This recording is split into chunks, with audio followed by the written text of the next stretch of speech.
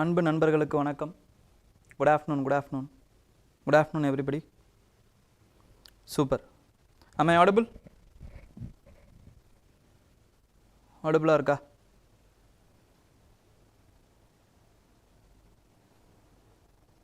Super. Okay, good. we shall start now. So எல்லோரும் நல்லா படிச்சுட்டு இருப்பீங்கன்னு நினைக்கிறேன். This is the time for revision. Static போர்ஷனை படிங்க, நல்லா படிங்க. ஓகேங்களா? ஸ்டாட்டிக் அந்த இதோடு சேர்த்து இன்டர்நேஷ்னல் ரிலேஷன்ஸுக்கும் கொஞ்சம் கவனம் செலுத்துங்க. இன்டர்னல் செக்யூரிட்டி, அதாவது வந்து மிலிட்ரி சம்மந்தமான டீல்ஸ் நிறைய வந்துக்கிட்டு இருக்கு. ஓகேங்களா? ஸோ அதை பற்றியும் கொஞ்சம் தெரிஞ்சுக்கோங்க. ஏன்னா எக்ஸ்ப்ளோர் பண்ணணும் அப்படின்னா வந்து these kinds of areas which UPSC can ask you questions. ஓகேங்களா? International relations and internal security, இது ரெண்டுத்தையும் வந்து கொஞ்சம் கான்சென்ட்ரேட் பண்ணுங்கள். ஏன்னா இது வரைக்கும் அது வந்து எக்ஸ்க்ளூசிவாக மெயின்ஸ் ஏரியாவாக இருந்தது.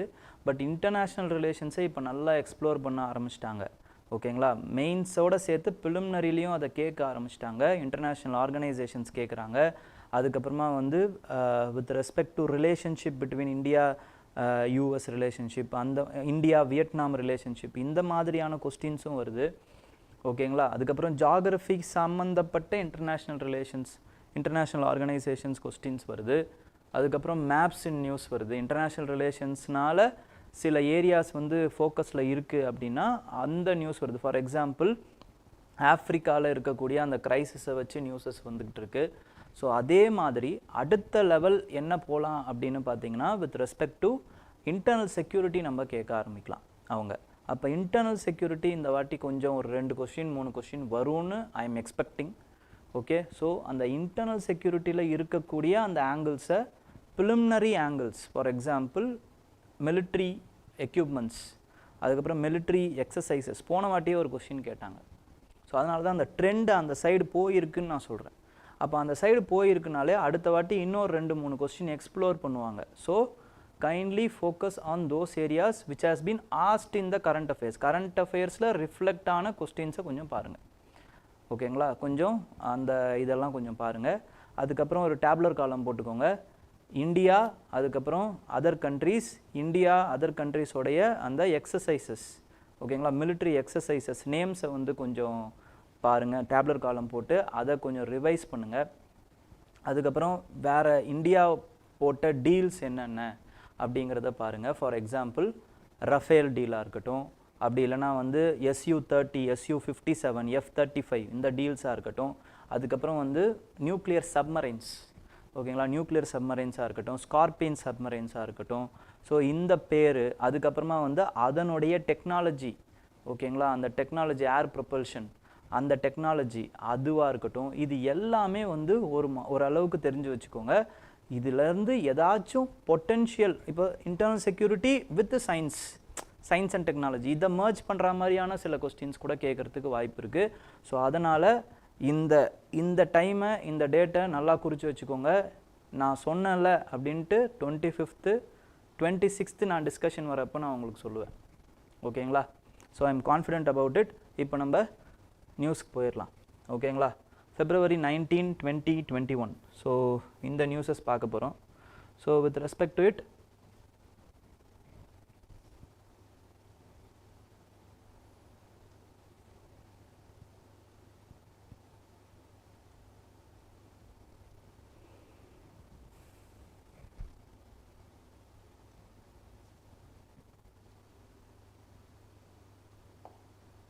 Okay. So rarest of rare doctrine. Rarest of rare டாக்ட்ரின்னா என்ன அப்படிங்கிறத நம்ம பார்ப்போம். Okay, rarest of rare doctrine.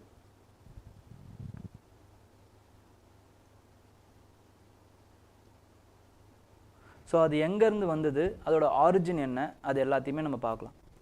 So with respect to it, இப்போது 2 கேஸ் ரீசெண்டாக வந்துச்சுங்க. ஒன்று வந்து என்னன்னு பார்த்தீங்கன்னா, brutal murder and rape of a medical student, intern, ஓகேங்களா, in RG Kar hospital, medical college. அவங்களுக்கு அந்த கொடூரமான அந்த கொலையை பண்ண அந்த அக்யூஸ்டுக்கு கொடுத்தது லைஃப் இம்ப்ரெசன்மெண்ட். இன்னொரு கேஸ் கேரளாவில் ஷரோன் குமார் ஷரோன் மர்டர் கேஸ், ஷரோன் ராஜ் அப்படிங்கிற ஒரு இளைஞன், 23 வயசு இளைஞன். அவனை வந்து ஒரு அவங்களோட காதலி வந்து என்ன பண்ணுறாங்கன்னு பார்த்தீங்கன்னா விஷம் வச்சு கொன்னுடுறாங்க. மல்டிபிள் ஆர்கன் ஃபெயிலியரில் ஒரு 11 days 12 days கழித்து இறந்து போயிடும். அந்த காதலிக்கு கொடுத்த தண்டனை வந்து மரண தண்டனை, death penalty. So there is a paradox between these two cases. ஓகேங்களா?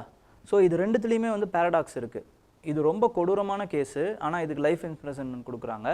இது சாதாரண ஒரு murder case, but for this the judge has been given death sentences. இது ரெண்டுமே கொடுத்தது கீழமை நீதிமன்றம் தான். அப்போ இந்த டிஸ்கிரிஷன் இருக்குது பார்த்தீங்களா, the discretion for the judges to award this life imprisonment, இந்த டிஸ்கிரிஷனை தான் எதிர்க்கிறாங்க நிறைய பேர்.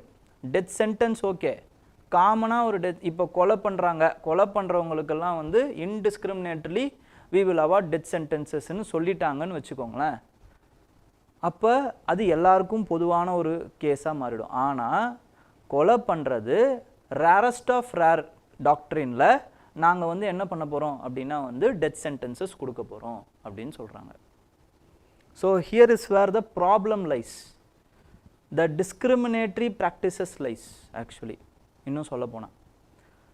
அப்போ இந்த ரேரஸ்ட் ஆஃப் ரேர் டாக்ட்ரின் அப்படின்னா என்ன, அதை யாரால் அப்ளை பண்ண முடியும், எந்த சினாரியோவில் அப்ளை பண்ண முடியும், எப்போ இது எவால்வ் ஆச்சு, இதையும் நம்ம பார்க்கணும். ஃபஸ்ட்டு இதை பார்த்துருவோம். First in 1967, 68, 72 there is a case called as Jagmohan Singh case. அதில் தான் அந்த பிரதிவாதி என்ன பண்ணுறாரு அப்படின்னு பார்த்தீங்கன்னா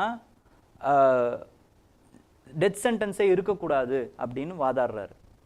அவருடைய வாதங்கள் என்ன அப்படின்னு பார்த்தீங்கன்னா, ஏன் டெத் சென்டென்ஸ் இருக்கக்கூடாதுன்னு அவர் வாதாடுறாருன்னா, ஏன்னா sentence puts an end to all fundamental rights guaranteed under article 19.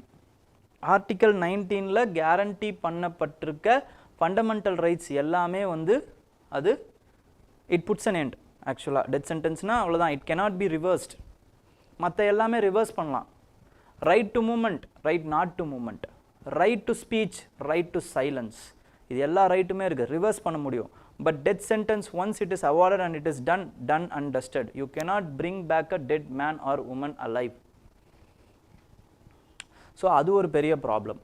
Second எதனால் அது வேணாம் அப்படின்னாங்கன்னா, கேபிட்டல் சென்டென்ஸ் வந்து இட் இஸ் அன்ரீசனபிள். ஓகேங்களா? ஏன்னா it is against the interest of the general people, it is arbitrary. ஆக்சுவலாக இப்போ கேபிட்டல் பனிஷ்மெண்ட் கொடுக்குறோம், டிட்டரன்ஸ் வளர்ந்துடுதா? டிட்டரன்ஸ்னால் ஒரு விஷயம் செய்யக்கூடாது அப்படிங்கிற அந்த பயம், அது வளர்ந்துடுதா அப்படின்னா வளரல. பல நூற்றாண்டுகளாக நமக்கு வந்து டெத் பெனால்ட்டி, டெத் பனிஷ்மெண்ட் இதெல்லாம் இருக்குது. இருந்தாலும் க்ரைம் இந்த சொசைட்டியில் நடந்துக்கிட்டு தான் இருக்குது. ஒரு சைடில் டெத் பெனால்ட்டி இருக்குது, ஒரு சைடில் க்ரைம் நடந்துகிட்டு இருக்குது. ஈவன் ப்ரூட்டல் பனிஷ்மெண்ட்ஸ் கொடுக்கப்படக்கூடிய நாடுகளில், அத்தாரிட்டேரியன் நாடுகளில், மொனார்கி இருக்கக்கூடிய நாடுகளில், சவுதி அரேபியா போன்ற, யுஏஇ போன்ற, துபாய் போன்ற, கத்தார் போன்ற நாடுகள்லையும் இன்னமும் கிரைம்ஸ் நடந்துக்கிட்டு தான் இருக்கு. அப்போ it is not giving any deterrence also. இன்னொரு பெரிய விஷயம் நீங்கள் கவனிக்கணும்.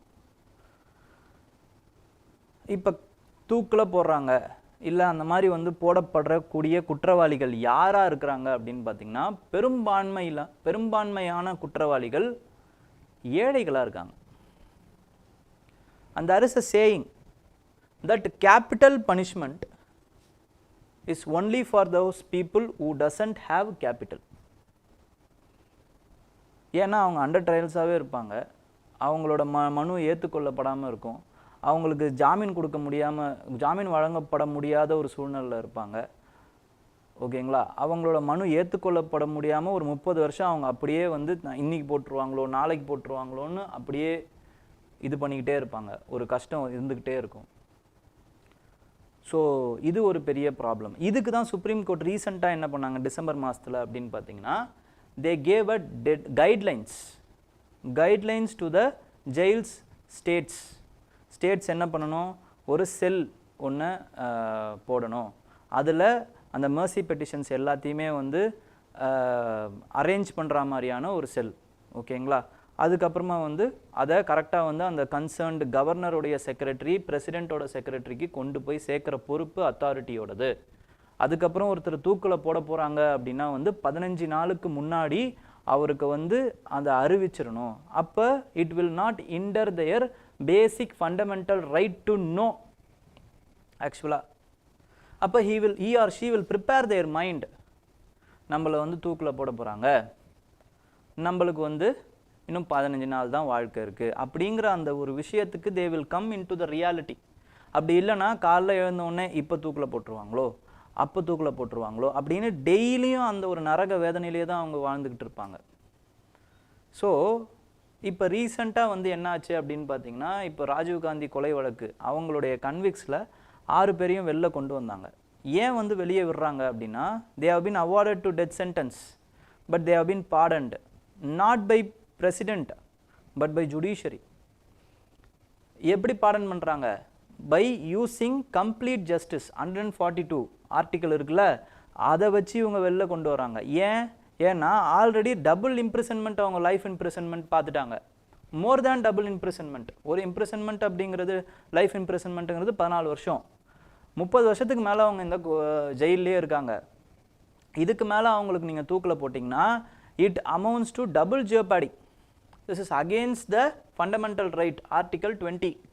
ஒரு குற்றத்துக்கு ஒரு தண்டனை தான் கொடுக்க முடியும், 2 தண்டனை உங்களால் கொடுக்க முடியாது. அப்படிங்கிற அந்த விஷயத்தில் தான் நீங்கள் அந்த mercy petitions பிரசிடெண்ட் வந்து எந்த ஒரு முடிவும் எடுக்காமையே இருந்ததுனால இந்த தண்டனையை அவங்க இந்த இது வந்து அவங்க யூஸ் பண்ணி 142 யூஸ் பண்ணி அவங்க இவங்கள ரிலீஸ் பண்ணுறாங்க.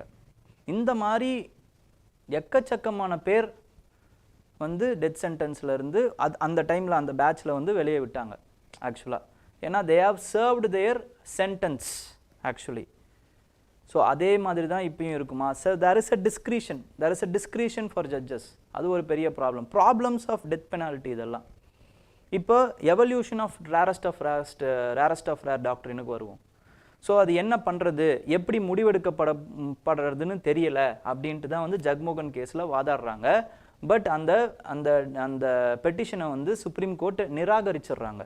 It is well under article 21 அப்படின்ட்டு நிராகரிச்சிடுறாங்க.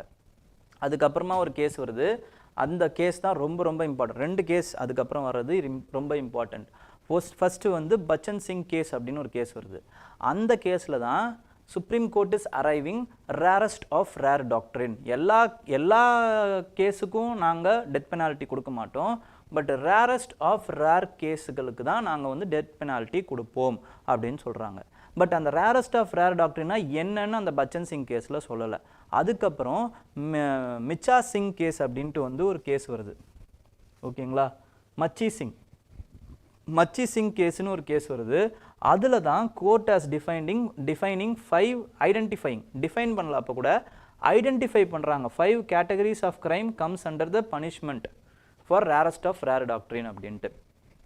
அது என்னென்ன அப்படின்னா, manner of committing the murder பண்ணுறது வந்து எப்படியாப்பட்ட கொடூரமான ஒரு மர்டரை வந்து ஒருத்தன் நிகழ்த்திடுறான் அப்படின்னாலோ, அதுக்கப்புறமா வந்து பார்த்தீங்க அப்படின்னா அந்த சொசைட்டிக்கு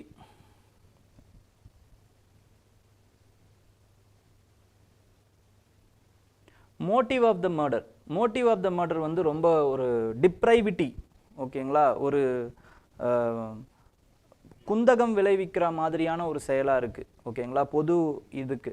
ஓகே, அதுக்கப்புறமா வந்து சோஷியலி அப்ரோட் நேச்சர் ஆஃப் த க்ரைம். ஓகேங்களா, சோஷியலாக வந்து அந்த க்ரைம் வந்து ரொம்ப மோசமான ஒரு க்ரைம். சோஷியலாக வந்து பார்த்தீங்க அப்படின்னா இப்போது பொது நலனுக்கு இல்லைனா வந்து அந்த ஒரு க்ரைம் வந்து எப்படி இருக்கும்னு பார்த்தீங்கன்னா சொசைட்டியே ஒரு உழுக்கிற க்ரைமாக இருக்கும். ஃபார் எக்ஸாம்பிள் நிர்மயா அந்த மர்டர் கேஸ். ஓகேங்களா, அதுக்கு இருக்கக்கூடிய எல்லாருக்குமே வந்து தூக்கு தண்டனை கொடுத்தாங்க. ஆனால் அதே மாதிரியான ஒரு க்ரைம் தான் ஆர்ஜி கார் கேஸ். ஏன் இதுக்கு தூக்கு தண்டனை கொடுக்கல அப்படின்னா it is based on the discretion of both the judges. இங்கே தான் அங்கே பிரச்சனை வருது. அப்போ ரேரஸ்ட் ஆஃப் ரேர் டாக்டரினா இருந்தாலுமே அதை ஒரு ஜட்ஜி எப்படி பார்க்குறாரு அப்படிங்கிறத பொறுத்து தான் அந்த கேஸ் வந்து அவங்களுக்கு தூக்கு தண்டனை கொடுக்கலாமா வேணாமாங்கிறத முடிவு பண்ணுறாங்க. ஸோ இந்த இடத்துல தான் பிரச்சனை அப்படிங்கிறத சொல்கிறாங்க. இன்னும் அடுத்த ஒரு 2 இது இருக்குது, மேக்னிடியூட் ஆஃப் த கிரைம், அப்புறம் பர்சனாலிட்டி ஆஃப் த அஃபெண்டர். அந்த பர்சனாலிட்டி, அந்த அஃபெண்ட் பண்ண விக்டிம் வந்து ஒரு ஓல்டர் ஏஜில் இருக்கக்கூடியவங்களோ, இல்லைனா வந்து ஒரு சில்ட்ரனாவோ, இல்லைனா வந்து ஒரு ஹெல்ப்லெஸ் விமன் அந்த மாதிரி இருக்கிறாங்களோ, அவங்களுக்கெல்லாம் வந்து அவங்கள யாராவது வந்து விக்டிமைஸ் பண்ணுறாங்க அப்படின்னா அவங்களுக்கு நீங்கள் ரேரஸ்ட் ஆஃப் ரேர் டாக்ட்ரினை வச்சு நீங்கள் தூக்கு தண்டனை கொடுக்கலாம் அப்படிங்கிறத சொல்கிறாங்க. ஓகேங்களா? இதுதான் evolution of the rarest of rare doctrine. Very very important for your mains.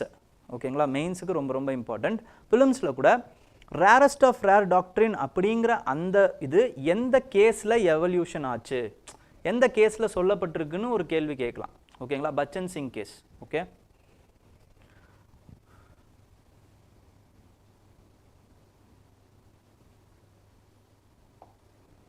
Next is with respect to is there a right to take offence. இப்போ இவர் பார்த்தீங்க அப்படின்னா வந்து ரீசெண்டாக வந்து இஸ் அன் இன்ஃப்ளூயன்சர். ஓகேங்களா? யூடியூப்பில் ஒரு யூடியூப்பில் ஒரு வந்து ஒரு இன்ஃப்ளூயன்சர். இவர் பேர் வந்து ரன்வீர் ஹலாபாதியா. ஓகேங்களா? And he has been known for his YouTube channel Beer Biceps. ஓகேங்களா? பைசப்ஸ் அப்படிங்கிற அந்த பியர் பைசப்ஸ் அப்படிங்கிற ஒரு யூடியூப் சேனலை வச்சு நடத்திட்டு இருக்காரு. அது இல்லாமல் நிறைய பாட்காஸ்ட்லாம் பண்ணிகிட்டு இருப்பார். ஓகேங்களா? பட் இப்போ ரீசெண்டாக என்ன ஆயிடுச்சு அப்படின்னு பார்த்தீங்கன்னா, இந்தியா காட் டேலண்ட் அப்படின்னு ஒரு யூடியூப் சேனலில் ஒரு ஷோ நடத்துகிறாங்க. அதில் இவர் வந்து ஒரு ப்ரொஃபீன் கண்டென்ட், அருவருக்கத்தக்க, ஓகேங்களா, அவதூறு பரப்பும் செயலை வந்து இவர் ஈடுபடுறாரு. ப்ரொஃபீன் அப்புறம் வந்து அப்சீன் 2 வார்த்தை இருக்குது. அருவருக்கத்தக்க அவதூறுகள், அதுக்கப்புறம் வந்து அப்சீன் அப்படிங்கிறது என்ன அப்படின்னு பார்த்தீங்கன்னா ஆபாச பேச்சு. இந்த ரெண்டுத்தையுமே வந்து அந்த யூடியூப் அந்த டேலண்ட் ஷோவில் இவர் ஜட்ஜாக வர இருக்கார். இவர் வந்து பண்ணுறாங்க, பக்கத்தில் இருக்கிற ஜட்ஜுங்க வந்து ரசிக்கிறாங்க அதை. ஸோ இது வந்து சொசைட்டியோட கண்டம்னேஷன்ஸுக்கு ரொம்பவே ஆளாச்சு இந்த கிளிப்பு. நிறைய பேர் இவருக்கு டெத்து த்ரெட்ஸ் கொடுத்தாங்க. அது மட்டும் இல்லாமல் நிறைய இடங்களில் இவர் பேரில் வந்து எஃப்ஐஆரும் வழக்குகள் வந்து தொடுத்தாங்க. இந்த எஃப்ஐஆருக்கு முடிவெடுக்கிறதன் மூலமாக போலீஸ் வந்து இவர் மேலே வழக்கு பதிவு செஞ்சு இவரை தேடிக்கிட்டும் இருந்தாங்க. ஓகேங்களா? இந்த சூழ்நிலையில் தான் இப்போ இவர் பண்ணது என்ன அப்படின்னு பார்த்தீங்கன்னா, is he had done any crime அப்படின்னா, he has spoke so vulgarly. ஓகேங்களா? ரொம்ப அருவருக்கத்தக்க ஆபாச பேச்சுக்களை பேசியிருக்கார். அது கிரிமினல் ஆக்டிவிட்டியா அப்படின்னு கேட்டிங்கன்னா கிரிமினல் ஆக்டிவிட்டிக்குள்ளே வராது. எப்படி சார் சொல்கிறீங்க? Article 19(1) gives us Article 19(1)(a) gives all the citizens of India to speech freedomly. Freedom of speech வந்து நமக்கு guarantee பண்ணப்பட்டிருக்கு. ஓகேங்களா? Freedom of speech has been guaranteed to all the citizens of India under Article 19(1)(a). And there are some reasonable restrictions also in Article 19(1)(b). ஓகேங்களா? Article 19(2)(e). அப்போ அதில் என்ன restrictions வழங்கப்பட்டிருக்கு? Reasonable restrictions அப்படின்னா ஒரு 9 reasonable restrictions இருக்குது. அதுக்குள்ளே இருந்தால் மட்டும்தான் அது கிரிமினாலிட்டியாக பார்க்கப்படுமே தவிர, சொசைட்டி என்னென்ன ஆக்டிவிட்டீஸ் எல்லாம் கண்டம் பண்ணுதோ அதெல்லாம் கிரிமினல் ஆக்டிவிட்டியாக வந்து பார்க்கப்படக்கூடாது. ஃபஸ்ட்டு விஷயம். அதே மாதிரி but there is a word called as decency and morality. Decency and morality அதுலேயே இருக்குது, ரீசனபிள் ரெஸ்ட்ரிக்ஷன்ஸ்லேயே இருக்குது. டீசன்சி அண்ட் மொராலிட்டி இதில் அவங்கள வந்து ஃப்ரீடம் ஆஃப் ஸ்பீச் வந்து நீங்கள் நிறுத்தி வைக்கலாம். பட் இவ்வளவு எக்ஸ்ட்ரீமாக இவர் சொன்ன அந்த ஒரு சின்ன விஷயம் பார்க்கப்படணுமா அப்படிங்கிற ஒரு பார்வை இருக்குது. ஏன்னா இந்த சொசைட்டியில் யாரும் சொல்லாத விஷயத்த அவர் சொல்லிடல. ஆனால் என்ன பண்ணிட்டாருன்னா பொது இடத்துல பொது மேடையில் சொல்லிட்டார். அதுதான் அங்கே தப்பு. ஏன்னா எல்லாருமே வந்து இதை புழக்கத்தில் இருக்கக்கூடிய வார்த்தைகள், அதாவது ஃப்ரெண்ட்ஸு கூட இல்லைனா வந்து சாதாரணமாக வந்து ஒரு அன்அஃபீஷியலாக வந்து நம்ம ஒரு லைட்டர் நோட்டில் பேசும்போது சில வார்த்தைகளை பேசுவோம். ஆனால் இவ்வளோ வல்கராக பேச மாட்டோம். But we will speak. But அதை வந்து ஒரு பொது மேடையில் வந்து பேசும் பொழுது இந்த சொசைட்டி வந்து முகம் சுளிக்கிற மாதிரியான ஒரு செயலாக மாறுது. But it should have a moral sanctions, not criminal sanctions அப்படிங்கிறது தான் சொல்கிறாங்க. சார் அது என்ன sir moral sanctions but not criminal sanctions அப்படின்னா, சட்டத்தின்படி நடவடிக்கை எடுக்கணும், அவருக்கு தண்டனை கொடுக்கணுன்ற அவசியம் கிடையாது. உங்களுக்கு பிடிக்கலையா, you can condemn the act by criticizing the act and society can boycott his shows, boycott his what to say YouTube channels. ஓகேங்களா, இப்படி அவருக்கு சொசைட்டியல் பனிஷ்மெண்ட்ஸ் கொடுக்கலாமே தவிர he should not be treated as a criminal. ஏன்னா constitution அதை criminalise பண்ணல. Right to take offence for a speech அப்படிங்கிற விஷயத்தை கிரிமினலைஸ் பண்ணல. அதனால் நம்ம அதை கிரிமினல் ஆக்டிவிட்டியாக பார்க்கக்கூடாது. அதே மாதிரி ஒரு குற்றத்துக்கு multiple FIR in multiple places போடக்கூடிய அந்த பழக்கமும் இப்போ வளர்ந்துக்கிட்டே இருக்குது. This is not a right approach actually. This is not at all a right approach because ஒரு victim இல்லைனா வந்து ஒரு accused, victimனு சொல்ல முடியாது, ஒரு accused-க்கு right to take, right to free trial, free and fair trial வந்து அது நிராகரிக்கப்பட்டுரும். இப்போ நீங்கள் ஒரே கேஸுக்கு மல்டிபிள் எஃப்ஐஆர்ஸ் போடுறீங்க அப்படின்னா அவர் ஒவ்வொரு இடத்துலையும் போயிட்டு ஜாமீன் வாங்குற மாதிரி இருக்கும். This is related to abusing the accused. ஓகேங்களா, அதே மாதிரி இன்னொரு விஷயம் நம்ம பார்க்கணும். Comedians, they are comedians. ஓகேங்களா, அவங்க பேசுகிற பேச்சு இந்த சொசைட்டிலே சீரியஸாக எடுத்துக்கொள்ளப்படும் அளவிற்கு பாலிட்டிஷியன்ஸ் பேசுகிற ஏட் ஸ்பீச்சஸ் எடுத்துக்கொள்ளப்பட மாட்டேங்குது. ஸோ இது ரெண்டுமே வந்து ஒரு பாதகமான ஒரு விஷயமாக நம்ம பார்க்குறோம். ஓகேங்களா, இந்த எலெக்ஷன் கேம்பெயின்ஸ் அப்போ பல தலைவர்கள் வந்து பல சமுதாயத்தினரை வந்து தரக்குறைவாகவும் அதுக்கப்புறமா வந்து ஒரு வைலன்ஸ் உண்டாக்கக்கூடியதாகவும் மக்களை பிளவுபடுத்தக்கூடியதாகவும் பேச்சுக்கள் இருந்தது.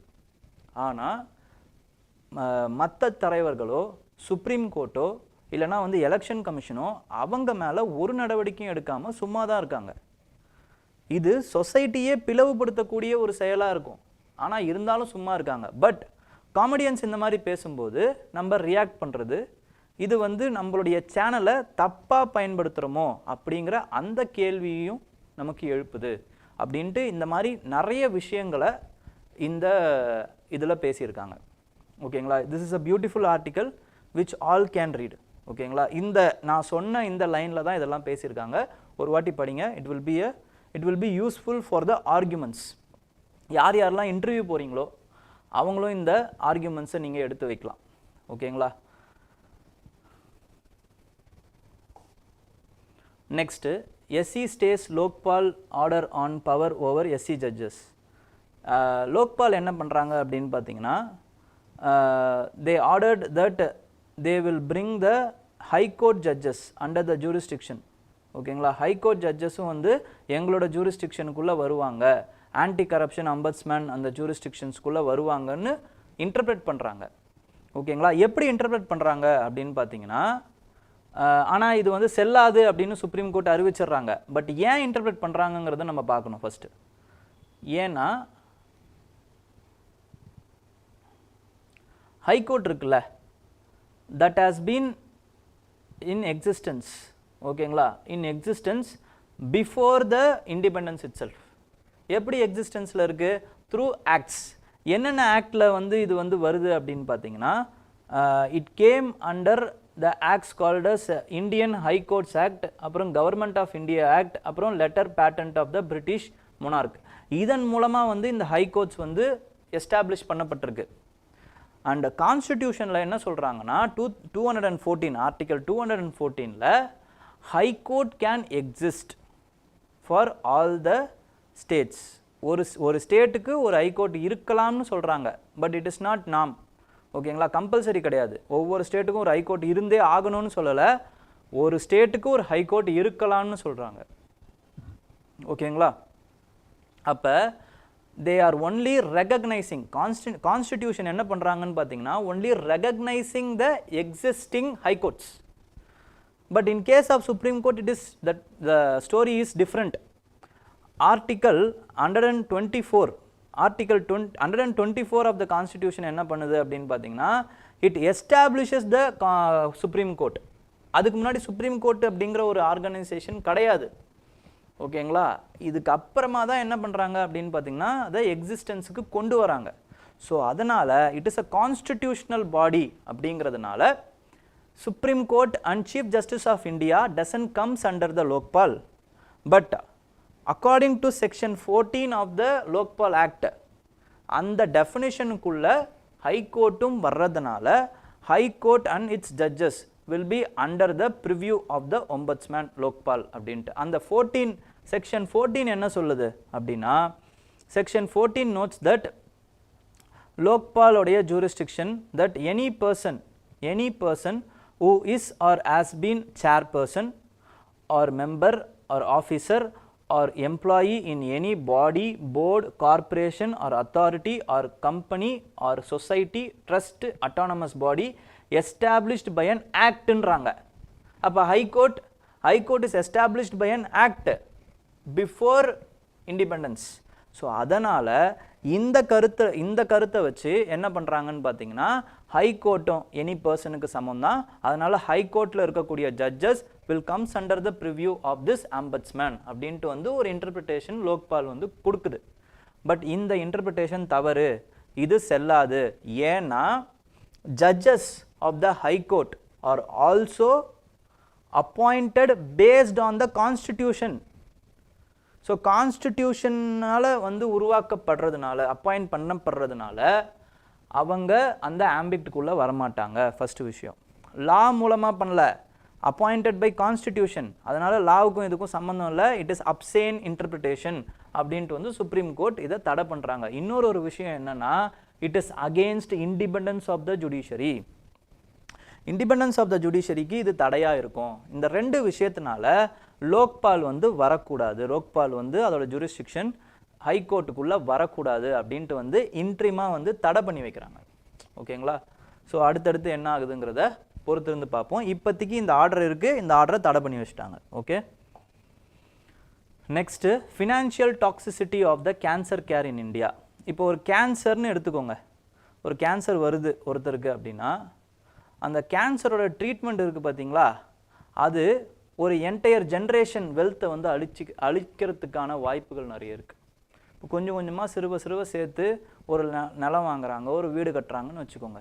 அந்த வீட்டை விற்றோ அந்த நிலத்தை விற்றோ அடமானம் பண்ணியோ இப்படி தான் வந்து அந்த கேன்சருக்கு வந்து நம்ம ஒரு பேஷண்ட்டுக்கு வந்து ட்ரீட் பண்ண வேண்டியதாக இருக்குது. அப்படி ட்ரீட் பண்ணோம் அப்படின்னா அந்த ஜென்ரேஷனல் வெல்த்தே வந்து அழியறதுக்கான வாய்ப்பு இருக்குது. So this is more toxic. The cancer treatment is more toxic than cancer ஆக்சுவலாக.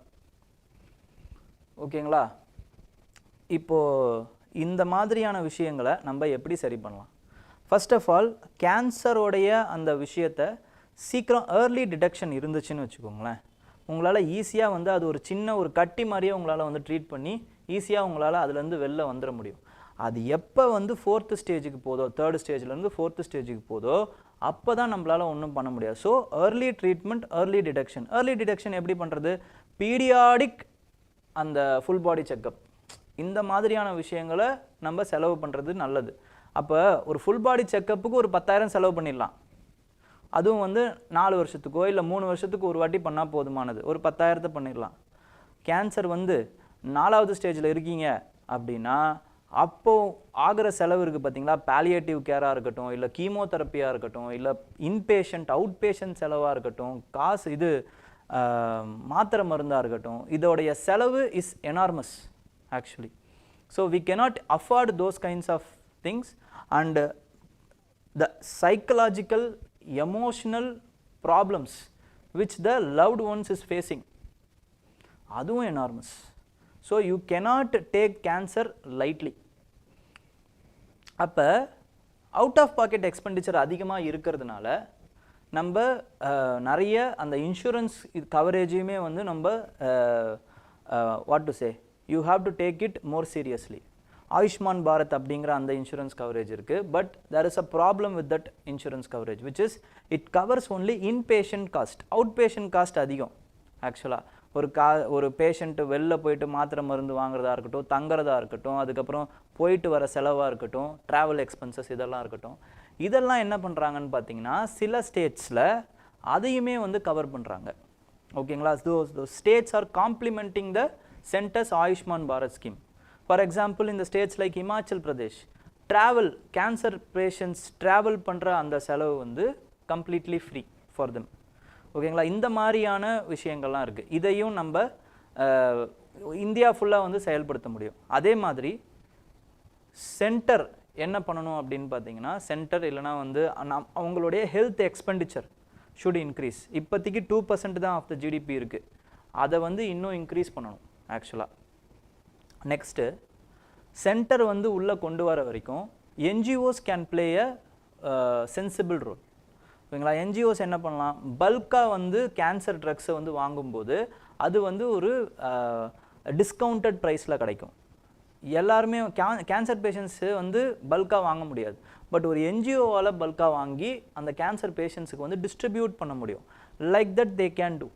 ஓகேங்களா? ஸோ இந்த மாதிரியான விஷயங்களாக இருக்கட்டும், அவேர்னஸ் அபவுட் த ஏர்லி டிடெக்ஷன்ஸாக இருக்கட்டும், ஸோ இதெல்லாம் வந்து எல்லாருமே வந்து பண்ண ஆரம்பிக்கணும். அதே மாதிரி improving our lifestyle carcinogenic கண்டென்ட்டை வந்து நம்ம வந்து உட்கொள்கிறதுனால தான் நமக்கு வந்து கேன்சருக்கான பாசிபிலிட்டிஸே அதிகமாக வருது. ஓகேங்களா? அப்போ பீரியாடிக்காக நம்ம என்ன பண்ணணும்னா, நம்ம பீரியாடிக்காக வந்து ஒரு சின்ன அந்த வாட் டு சே ஒரு எக்ஸசைஸ் பண்ணுறது. ஓகேங்களா? அதுக்கப்புறமா வந்து கெட்ட பழக்கங்கள்லேருந்து வெளில வர்றது, முடிஞ்ச அளவுக்கு கூடுமான அளவுக்கு வந்து வெளில வர்றது, இதையும் நம்ம பார்த்துக்கணும். Okay, next IP ministry warns OTT against obscene content. Obscene கண்டென்ட்டுக்கு எதிராக வந்து ஐபி மினிஸ்ட்ரி வந்து இது பண்ணுறாங்க. என்ன அப்படின்னு பார்த்தீங்கன்னா, over the top streaming services இருக்குங்க. Okay, against transmitting any content that is prohibited by law. So என்ன சொல்கிறாங்கன்னா, age based classifications, age based classifications of content information technology. ஓகேங்களா? அதை வந்து செயல்படுத்தணும் அப்படிங்கிறத சொல்கிறாங்க. ஏன்னா ஏஜ் பேஸ்டு ரெஸ்ட்ரிக்ஷன்ஸ் இருக்கணும். எல்லாருமே வந்து எல்லா கண்டென்ட்டையும் பார்க்குற மாதிரி அந்த இது வந்து பண்ணக்கூடாது. அதாவது ஓடிடி பிளாட்ஃபார்ம்ஸ் வந்து அந்த மாதிரி தடை பண்ணணும். அதாவது வந்து ஏஜ் பேஸ்டு தடைகள் இருக்கணும், இல்லைனா பேரண்டல் கைடன்ஸோட பார்க்குற மாதிரி இருக்கணும், சைல்டு லாக்கிங் போட்டு வைக்கணும் அப்படிங்கிற அந்த இதை சொல்கிறாங்க. Because some OTT contents are glorifying the drugs. ஓகேங்களா? ட்ரக் யூசர்ஸு அந்த சீன்ஸ்லாம் வந்து ரொம்ப க்ளோரிஃபையிங்காக சிகரெட் பிடிச்சிட்டு பின்னாடி பிஜிஎம் போட்டு வரும்போது ரொம்ப கெத்தாக இருக்குது. அப்போ ஒரு சின்ன பையன் பார்க்கும்போது he or she will influenced by these kinds of drugs. ஓகேங்களா? அதை நம்ம பிடிச்சாதான் நம்ம கெத்து போல இருக்குது அப்படின்னு நினச்சிப்பாங்க. ஸோ தப்பாக நினைப்பாங்க. தேர் மே பி சம் வல்னரபிலிட்டிஸ். ஏன்னா 18 வயசு ஆனதுக்கப்புறமா இல்லைனா வந்து ஒரு மெச்சூரிட்டி ஆனதுக்கப்புறமா இது தப்பு, இது கரெக்டு, இது நம்ம உடம்பை பாதிக்கும் அப்படிங்கிற அந்த ஒரு ஐடியா இருக்கும். ஆனால் இப்போ தான் வந்து டீனேஜ் அந்த பாய்ஸ் அண்ட் கேர்ள்ஸுக்கு இந்த ஒரு ஐடியா இருக்காது. ஓகேங்களா? இந்த ஐடியா இல்லாத வரைக்கும் அவங்களுடைய அந்த சீன்ஸ் எல்லாத்தையுமே வந்து அந்த ப்ரொஃபீன் சீன்ஸ் இது எல்லாத்தையுமே வந்து அந்த ரெஸ்ட்ரிக்டடோடு பார்க்கும் பொழுது கரெக்டாக இருக்கும். அவங்களுக்கு ஒரு மெச்சூரிட்டி வரும்போது அதை பார்த்தா இன்னும் கரெக்டாக இருக்கும் அப்படிங்கிறதுக்காக இந்த கைட்லைன்ஸை கொடுக்குறாங்க. ஓகேங்களா? அதே மாதிரி தாம் பார்க்குற கண்டென்ட் வந்து சாட்டிஸ்ஃபையிங்காக இல்லை அப்படிங்கிறதுக்கான அந்த கிரிவன்சஸ் ரெட்ரஸல் சிஸ்டம் வந்து 3 டயர் சிஸ்டமாக இருக்கணும் அப்படின்ட்டு வந்து அந்த ஆர்டரில் சொல்லியிருக்காங்க.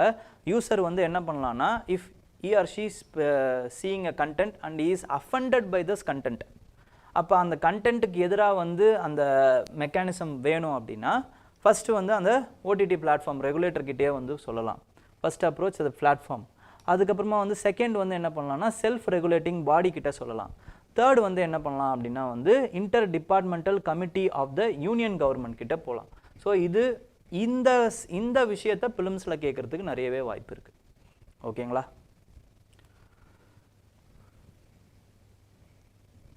நெக்ஸ்ட் இந்த கண்டென்ட் வந்து என்ன அப்படின்னு பார்த்தீங்கன்னா, இட் இஸ் இந்த அட்வைசரி வந்து it is against the Online curated content platforms like Netflix, Amazon, Hotstar இதெல்லாம் ஆன்லைன் curated content. இந்த வார்த்தைங்களாம் ரொம்ப முக்கியம். preliminary-ல eliminate பண்றதுக்கு உங்களுக்கு யூஸ் ஆகும்.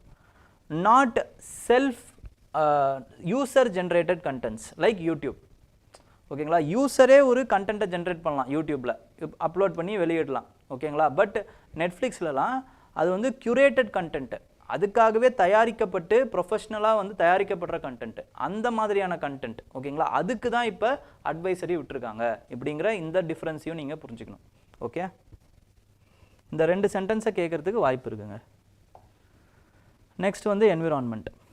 என்விரான்மெண்ட்டில் India prepares to submit updated green house gas inventory to UN. Updated green house gas inventory வந்து biannual transparency report. ஓகேங்களா, biannual transparency report அப்படின்னு ஒரு ரிப்போர்ட் இருக்குது. அதை வந்து நம்ம கொடுக்க போகிறோம் இப்போ யூஎன்க்கு. UNFCCC பாரிஸ் அக்ரிமெண்ட் படி இதை வந்து கொடுக்கணும். ஆனால் எல்லாரும் கொடுக்கணுன்ற அவசியம் இல்லை. முதல்ல டெவலப்டு கண்ட்ரிஸ் மட்டும்தான் இதை கொடுக்குற மாதிரி இருந்துச்சு.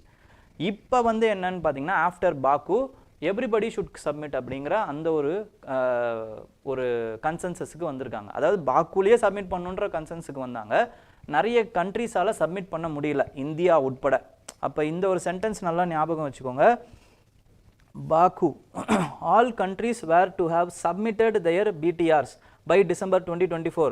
Several including India failed to meet the deadline.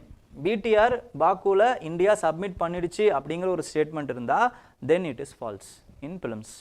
இப்போ தான் சப்மிட்டே பண்ண போகிறோம். அதோட இது என்ன அப்படின்னா, அதில் என்ன இருக்குன்னா, key sector sources steps takens to improve energy efficiency use, அதுக்கப்புறம் transition to renewable energy sources, availability, இது எல்லா இன்ஃபர்மேஷனும் நாங்கள் எப்படி பண்ணோம், எப்படி வந்து ரெனியூபிள் எனர்ஜிலேருந்து ட்ரான்ஸ்ஃபர் பண்ண போகிறோம், எவ்வளவு கார்பன் கெப்பாசிட்டி, ஸ்டோரேஜ் கெப்பாசிட்டி எவ்வளோ ஏற்றிருக்கோம், எப்படி ஏற்றணும், இந்த மாதிரியான எல்லா விஷயங்களையுமே வந்து இந்த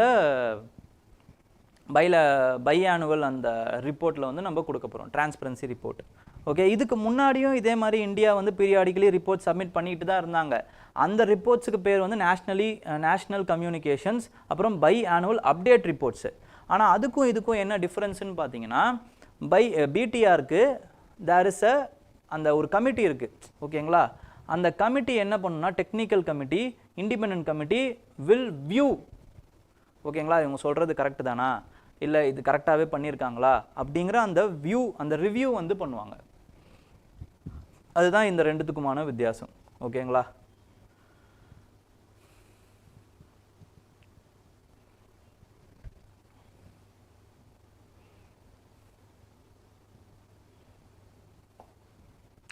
next, second animal to find its way by polarized moonlight found. first வந்து polarized moonlight அப்படின்னா என்னன்றதை பார்த்துருவோம். சன்னும் மூணும் ரெண்டுமே வந்து அன்போலரைஸ்டு லைட்டை எமிட் பண்ணக்கூடியது. அன்போலரைஸ்டு லைட்னா, லைட் அப்படிங்கிறது என்னென்னா 3 விஷயங்கள் இருக்கும். எலக்ட்ரோ மேக்னெட்டிக் வேவ்ஸுங்க, அதுதான் லைட்டு. அப்போ எலக்ட்ரிக் இது ஒரு இதில் போகும், அதோடைய பர்பண்டிகுலராக மேக்னெட்டிக் இது போகும். அதுக்கு பர்பண்டிகுலராக என்ன இருக்கும் அப்படின்னு பார்த்தீங்கன்னா, அந்த வேவ் டைரக்ஷன் இருக்கும். ஓகேங்களா, எலக்ட்ரிசிட்டி இருக்கும், லைட்டில் எலக்ட்ரிசிட்டி இருக்கும், மேக்னெட்டிக் இது இருக்கும், அதே மாதிரி வேவ் டைரக்ஷன் அதுக்கேற்ற பர்பண்டிகுலராக. அதான் 3 தம் ரூல் அதெல்லாம் சொல்லுவாங்கள்ல, ரைட் ஹேண்ட் தம் ரூல், லெஃப்ட் ஹேண்ட் தம் ரூல், இதெல்லாம் படிச்சிருப்பீங்க சின்ன வயசில். ஸோ இந்த விஷயங்கள் தான் வந்து ஒரு லைட்டில் இருக்கும். அப்போ அந்த லைட் என்ன ஆகும்னு பார்த்தீங்கன்னா, சன்லைட்டு அன்போலரைஸ்டு லைட்டாக தான் வரும். ஆனால் அட்மாஸ்பியரை வந்து ஹிட் பண்ணும்போது ஏர் பார்ட்டிகல்ஸில் பட்டு அதுக்கப்புறம் அது என்ன ஆகும்னா ஸ்கேட்டர் ஆகும். ஸ்கேட்டர் ஆகும்போது அது என்ன பண்ணுன்னா போலரைஸ்டாக மாறும். ஒரு சர்டன் இதுக்கு ஒரு நெகட்டிவ்க்கோ இல்லை பாசிட்டிவ் அந்த இதுக்கோ வந்து அது போலரைஸ் ஆகி அப்படி போகும். ஸோ இந்த நெகட்டிவ் பாசிட்டிவ் லைட்டை வச்சு ட்ராவல் பண்ணக்கூடிய, அதை யூஸ் பண்ணி ட்ராவல் பண்ணக்கூடியது தான் வந்து என்னன்னு பார்த்தீங்கன்னா சில அனிமல்ஸ். ஓகேங்களா, மேக்னட்டிசம் ப்ராப்பர்ட்டிஸை கண்டுபிடிக்கிற அனிமல்ஸ். அந்த மாதிரி இன்னொரு அனிமலை கண்டுபிடிச்சிருக்காங்க அப்படிங்கிறத சொல்கிறாங்க. இது என்ன அப்படின்னு பார்த்தீங்கன்னா, இது வந்து ஆண்ட், புல் ஆண்ட் இது. ஓகேங்களா, ஆண்ட் இப்படி தான் இருக்கும். ஓகேங்களா, ரொம்ப ஜூம் பண்ணி பார்த்தீங்க அப்படின்னா அது வந்து ஒரு nocturnal ant, nocturnal bull ant are able to detect the polarized moonlight. Okay, for their foraging, அதாவது உணவுகளை தேடி கண்டுபிடிக்கிறதுக்காக அந்த போலரைஸ்டு மூன்லைட்டை அது யூஸ் பண்ணுது. ஓகேங்களா, செகண்ட் அனிமலாக கண்டுபிடிச்சிருக்காங்க நாக்டர்னல் புல் ஆண்ட். ரொம்ப கரெக்டாக ஞாபகம் வச்சுக்கோங்க ஓகேங்களா. புல் ஆண்ட் வந்து நாக்டர்னல் ஃபஸ்ட்டு, அதுக்கப்புறம் அது போலரைஸ்டு மூன்லைட்டை யூஸ் பண்ணக்கூடியது. ரொம்ப சின்ன அமௌண்ட் ஆஃப் லைட் இருந்தாலே போதுமா அதுக்கு. அப்போ செகண்ட்னா ஃபஸ்ட்டு என்ன சார் அப்படின்னா ஃபஸ்ட்டு வந்து டங் பீட்டல் ஓகேங்களா. டங் பீட்டல் இதுதான் first animal to be found use the polarizing moonlight of dung beetle. Okay,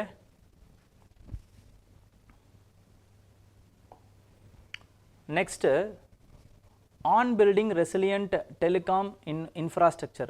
On building resilient telecom infrastructure, coalition for disaster resilient infrastructure அப்படிங்கிற ஒரு ஆர்கனைசேஷனை coalition for disaster resilient infrastructure அப்படிங்கிற ஒரு multilateral organisation இருக்குது. இதை யார் வந்து தொடங்குறா அப்படின்னு பார்த்தீங்கன்னா on the it is launched by Prime Minister during 2019 ஓகேங்களா. அப்போ இந்தியா தான் லான்ச் பண்ணுது இந்த ஆர்கனைசேஷன் வர்றதுக்கு வாய்ப்புகள் நிறைய இருக்குது ஓகேங்களா. ஏன்னா நம்ம அடாப்டேஷன் சொல்லிட்டு இருக்கோம். Adaptation is equal to resilience ஓகேங்களா. அப்போ இதுக்கு இந்த ஆர்கனைசேஷனை பற்றின நியூஸ் வர்றதுக்கு நிறைய வாய்ப்பு இருக்குது. இந்த ஆர்கனைசேஷன் என்ன பண்ணுறாங்கன்னா ஒரு ரிப்போர்ட் கொடுக்குறாங்க. அது என்ன ரிப்போர்ட்னா இந்தியன் டெலிகாம் நெட்வொர்க்ஸ் எந்த அளவுக்கு வந்து ப்ரிப்பேர்ட்னஸோடு இருக்குது இந்த ஈவெண்ட் ஆஃப் டிசாஸ்டர்ஸ் அப்படிங்கிற ஒரு ரிப்போர்ட் கொடுக்குறாங்க. அதில் vulnerability of the telecom sector என்னென்ன அப்படிங்கிறத சொல்கிறாங்க. ஏன் டெலிகாம் செக்டார் ரொம்ப இம்பார்ட்டன்ட்னா அந்த ஈவெண்ட் ஆஃப் டிசாஸ்டர்ஸ் டெலிகாம் செக்டாரை பயன்படுத்தி தான் நம்மளால் என்ன பண்ண முடியும் அப்படின்னு பார்த்தீங்கன்னா ஒரு தகவலை ஸ்டேட் கவர்மெண்ட்டுக்கோ சென்ட்ரல் கவர்மெண்ட்டுக்கோ அதுக்கப்புறமா வந்து இந்த மாதிரி பிரச்சனையில் இருக்கும் வந்து ரெஸ்கியூ பண்ணுங்க அப்படின்னு வந்து ரெஸ்கியூ மேனேஜ்மெண்ட் டீம்ஸுக்கோ நம்மளால் வந்து அனுப்ப முடியும். அப்போது அந்த டவர்ஸ் வந்து ஒழுங்காக இருக்கணும், கேபிள்ஸ் ஒழுங்காக இருக்கணும். ஆனால் அதிகமான காற்று அடிக்கும் பொழுது டவர்ஸ் வந்து விழுறதுக்கு வாய்ப்பு இருக்குது. எர்த்குவேக் வரும் பொழுது அதே மாதிரி விழுறதுக்கு வாய்ப்பு இருக்குது. கேபிள்ஸ் வந்து அதே மாதிரி கட் ஆகிறதுக்கு வாய்ப்பு இருக்குது ஓகேங்களா. இப்படியெல்லாம் ஆகும்போது அண்டர் கிரவுண்ட் கேபிள்ஸாக இருந்தால் அதெல்லாம் ப்ராப்ளம் இருக்காது. பட் மேலே போகுது ஓவர் த டாப் போகுது அப்படின்னா இந்த கேபிள்ஸ் வந்து அறந்து விழுறதுக்கு வாய்ப்பு இருக்குது. கம்யூனிகேஷன் லைன் கட் ஆகிறதுக்கு வாய்ப்பு இருக்குது. எலக்ட்ரிசிட்டி பாதிக்கிறதுனால இது கட் ஆகிறதுக்கு வாய்ப்புகள் நிறைய இருக்குது. அப்போ அதே மாதிரி இந்த கோஸ்டல் ஏரியாஸில் இருக்குது அப்படின்னு வச்சுக்கோங்க. அப்போ அண்டர் கிரவுண்ட் சீட் கேபிள்ஸ் இருக்குல்ல, அது வந்து ரிசீவிங் ஸ்டேஷன் ஏதாவது பாதிக்கப்பட்டிருக்கு அப்படின்னா அங்கேருந்து வைஃபை வரத்துக்கோ அதுக்கப்புறமா வந்து அந்த கேபிள் நெட்வொர்க்ஸ் வரத்துக்கோ நிறைய தடைப்படுறதுக்கு நிறைய வாய்ப்புகள் இருக்குது ஓகேங்களா. ஸோ இதை வந்து சரி பண்ணுறதுக்கே நமக்கு என்ன ஆகும் அப்படின்னு பார்த்தீங்கன்னா ரிப்பேர் ஷிப்ஸ் தேவைப்படும். அதுக்கப்புறமா வந்து பேக்கப் ஆப்ஷன் இல்லை அப்படின்னா பெரிய ப்ராப்ளமு. அப்போ மேலே டவர்ஸை போடுறத விட கீழே வந்து நீங்கள் போட்டிங்க அப்படின்னா ரொம்ப நல்லது. அதே மாதிரி சின்ன சின்ன மெஷர்ஸும் சொல்கிறாங்க ஓகேங்களா. என்னென்ன மெஷர்ஸ் சொல்கிறாங்க அப்படின்னு பார்த்தீங்கன்னா ஃபர்ஸ்ட் ஆஃப் ஆல் இன்ஃப்ராஸ்ட்ரக்சரை நீங்கள் இம்ப்ரூவ் பண்ணலாம். எப்படி ரெசிலியன்ட் பவர் இன்ஃப்ராஸ்ட்ரக்சர்ஸை நீங்கள் ரெசிலியண்ட்டாக வந்து இம்ப்ரூவ் பண்ணலாம். அதே மாதிரி வந்து செல் டவர்ஸை வந்து ஸ்ட்ராங்கர் செல் டவர்ஸை வந்து கட்டலாம். வீக் டவர்ஸை கட்டாமல் ஸ்ட்ராங் டவர்ஸை கட்டினீங்க அப்படின்னா காற்றடிச்சாலும் அது வந்து அசையாமல் இருக்கும். அதுக்கப்புறம் underground civil infrastructure dig once policy அப்படிங்கிற அந்த பாலிசியை ஈடுபடலாம். அதாவது ஒவ்வொரு வாட்டியும் நீங்கள் தோண்ட வேண்டிய அவசியம் கிடையாது. ஒரே வாட்டி தோண்டி வாட்டர் அதுக்கப்புறம் ட்ரைனேஜ் அதுக்கப்புறம் இந்த மாதிரி கேபிள்ஸு அதுக்கப்புறமா வந்து அதர் ஆக்டிவிட்டீஸ் இது எல்லாத்தையுமே ஒரே டைமில் வந்து ஒரே இன்ஃப்ராஸ்ட்ரக்சரை இன்டகிரேட்டடாக நீங்கள் வந்து பண்ணிட்டீங்க அப்படின்னா ஒரு வாட்டி மட்டும் டிக் பண்ணிவிட்டு அதுக்கப்புறம் நீங்கள் ரோடு போட்டு அதை மூடிடலாம் ஓகேங்களா. டிக் ஒன்ஸ் பாலிசியை வந்து பயன்படுத்த சொல்கிறாங்க. இந்த வார்த்தையெல்லாம் நோட் பண்ணுங்கள், இதெல்லாம் ரொம்ப ரொம்ப இம்பார்ட்டண்ட் ஓகே. நெக்ஸ்ட் வந்து updating disaster damages and loss data formats. அதுக்கப்புறம் வந்து டேட்டா ஃபார்மேட்ஸ் எல்லாத்தையும் அப்டேட் பண்ண சொல்கிறாங்க. நெக்ஸ்ட் வந்து டேட்டா கலெக்ஷன் பிளானிங்கில் வந்து டேட்டா கலெக்ஷனாக இருக்கட்டும்.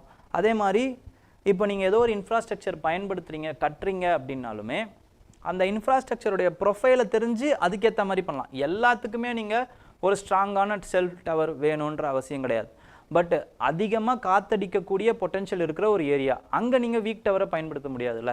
அதே மாதிரி அதிகமான எர்த்குவேக் வரக்கூடிய பொட்டென்ஷியல் இருக்கக்கூடிய ஒரு ஜோனில் இருக்கக்கூடிய ஏரியா அங்கே நீங்கள் எர்த்குவேக் ரெசிஸ்டன்ஸ் இன்ஃப்ராஸ்ட்ரக்சர் உருவாக்காமல் அந்த டவரை கட்ட முடியாதுல்ல. ஸோ இந்த மாதிரியான இடங்களில் ப்ரொஃபைலை பயன்படுத்தி ப்ரொஃபைலிங்கை யூஸ் பண்ணி then you can invest in the infrastructure அப்படிங்கிறத சொல்கிறாங்க. நெக்ஸ்ட்டு அதே மாதிரி ஃபினான்ஷியல் இன்டர்வென்ஷன்ஸுமே வந்து நம்ம ஈடுபடணும். அதாவது வந்து இன்சூரன்ஸில் இன்சூரன்ஸ் பண்ணலாம், இன்சூரன்ஸ் பண்ணி வைக்கலாம். அதுக்கப்புறம் வந்து ஒரு சின்ன சின்ன மைல்டு மாடிஃபிகேஷன்ஸ் பண்ணுறது எப்படி பண்ணலாம் அப்படின்னா, டீசல் ஜென்ரேட்டர்ஸ் இருக்குது. இப்போ பவர் பேக்கப்னா நம்ம டீசல் ஜென்ரேட்டர்ஸை யூஸ் பண்ணலாம், இல்லை செல்ஃப் ஃபியூவல்ஸை யூஸ் பண்ணலாம். ஓகேங்களா, செல்ஃப் ஃபியூவல்ஸ். இப்போ டீசல் ஜென்ரேட்டர்ஸை கீழே இருக்கக்கூடிய அந்த டவரில் வைக்கிறீங்க அப்படின்னா, மழை வர காலத்தில் ஃப்ளட்டு வரும்போது அது என்ன ஆகும் அப்படின்னு பார்த்தீங்கன்னா, அதுவுமே யூஸ் ஆகாது. அப்போ பேக்கப்புக்காக ஒரு விஷயம் வைக்கிறது வேஸ்ட்டாக மாறிடும். அப்போ அதுக்கு பதில் செகண்ட் ஃப்ளோர்லையோ இல்லை தேர்ட் ஃப்ளோர்லையோ டீசல் ஜென்ரேட்டர்ஸை வைக்கும் பொழுது that can be used as a backup option. So இந்த மாதிரி சின்ன சின்ன மாடிஃபிகேஷன்ஸை நீங்கள் கொடுக்கலாம் அப்படிங்கிறத சொல்கிறாங்க. டிசாஸ்டர் மேனேஜ்மெண்ட்டில் இதெல்லாம் நீங்கள் ஒரு பாயிண்ட்ஸாக எழுதலாம். ஓகேங்களா. நெக்ஸ்ட் வந்து இந்தியா செகண்ட் லார்ஜஸ்ட் லகூன். எதை வந்து செகண்ட் லார்ஜஸ்ட் லகூனாக சொல்கிறாங்க அப்படின்னு பார்த்தீங்கன்னா, புலிகட் லேக்கை தான் சொல்கிறாங்க. ஓகேங்களா. புலிகட் லேக் எங்கே இருக்குது அப்படின்னா, ஸ்ரீஹரிகோட்டா பக்கத்தில் தான் இருக்குது. அதே மாதிரி சென்னை, அதாவது வந்து தமிழ்நாட்டுக்கும் ஆந்திர பிரதேஷ் பார்டரில் இருக்குது. தமிழ்நாடு வந்து 4% ஆஃப் லேக்கு தான் வந்து வச்சுருக்கு. 96% ஆஃப் த லேக் வந்து இதில் தான் இருக்குது. ஓகேங்களா, ஆந்திர பிரதேஷில் தான் இருக்குது. அதோடைய ஸ்பெஷாலிட்டி என்னென்னா, அதோடைய பேர்ட்ஸ். ஓகேங்களா, ecological hotspot for birds, migratory birds. அதுவும் it is known for flamingos. இந்த ஃப்ளமிங்கோஸ் பற்றி புலிகட் லேக்கில் கேட்குறதுக்கு வாய்ப்புகள் இருக்குது. ஓகேங்களா, it is known for its flamingo. Okay, அதே மாதிரி it is also one of the important bird areas. It has been designated by 2 organizations. Important bird areas. இந்தியாவில் மொத்தம் 467 bird areas இருக்குது. ஓகேங்களா, important bird areas இருக்குது. அதில் புலிகட் லேக்கும் ஒன்று. அதை யார் வந்து டிசிக்னேட் பண்ணுறாங்க அப்படின்னா, பாம்பே நேச்சுரல் ஹிஸ்ட்ரி சொசைட்டி, அதுக்கப்புறம் பேர்ட் லைஃப் இன்டர்நேஷ்னல். இது இல்லாமல் சில இம்பார்ட்டண்ட்டான பேர்ட்ஸை பற்றி சொல்லியிருக்காங்க. அந்த பேர்ட்ஸை பற்றி அந்த பேர்டோடைய பேரை மட்டும் சொல்லியிருக்காங்க, நேம்ஸை மட்டும் சொல்லியிருக்காங்க. அப்போ அந்த பேரை மட்டும் சும்மா ஓ இது பேர்டா ஓகே அப்படின்னு தெரிஞ்சு வச்சுக்கோங்க போதும். அதே மாதிரி சில ரேர் பேர்டை பற்றி பேசியிருப்பாங்க. ஓகேங்களா, இதெல்லாம் ரேர் பேர்ட் அப்படின்னு சொல்லியிருப்பாங்க. அது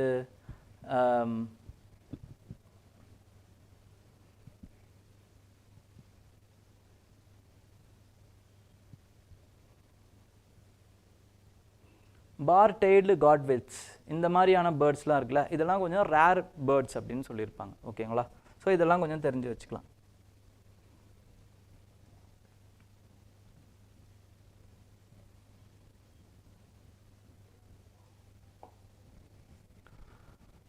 next with respect to problem in கேஞ்சஸில் இப்போ வந்து ரீசெண்டாக வந்து மகா கும்பமேளா நடந்துச்சுங்க. மகா கும்பமேளாவில் கிட்டத்தட்ட 45 கோடி பேர் வந்து அங்கே போய் முழுகி தன்னுடைய பாவங்களை தீர்த்ததாக சொல்கிறாங்க. ஓகேங்களா, அது எந்த அளவுக்கு இதுன்னு தெரியல. பட் இப்போ இவ்வளோ பேர் போகிறாங்க அப்படின்னா அந்த இடத்தோடைய அந்த மேனேஜ்மெண்ட், அன்ஃபார்ச்சுனேட்லி நிறைய பேர் இறந்தும் போனாங்க, சில பேர் இறந்து போனாங்க ரீசெண்டாக. அதே மாதிரி க்ரௌட் மேனேஜ்மெண்ட்டும் இல்லை. அதே மாதிரி வாட்டர் ட்ரிங்கிங், அந்த வாட்டரோடைய அந்த கெப்பாசிட்டியுமே பார்த்தீங்க அப்படின்னா ரொம்ப போர் ஆயிடுச்சு. ஏன்னா இவ்வளோ பேர் வந்து குளிக்கிறது மட்டும் இல்லை, அது சில பேர் குடிக்கவும் செஞ்சுருக்காங்க. பட் அதோடைய தரம் வந்து பார்த்தீங்க அப்படின்னா ஃபீக்கல் மேட்டர், அதுக்கப்புறமா வந்து பயாலஜிக்கல் ஆக்சிஜன் டிமாண்டு இதை பொறுத்து வந்து பார்ப்பாங்க. இதில் எல்லாத்துலேயுமே லிமிட்ஸை விட 4 மடங்கு 10 மடங்கு அதிகமாக கண்டாமினேட் ஆகிருக்கிறத வந்து சென்ட்ரல் பொல்யூஷன் கண்ட்ரோல் போர்டு வந்து சொல்லியிருக்காங்க. But it has been denied. ஓகேங்களா, பை த பாலிட்டிஷியன்ஸ்.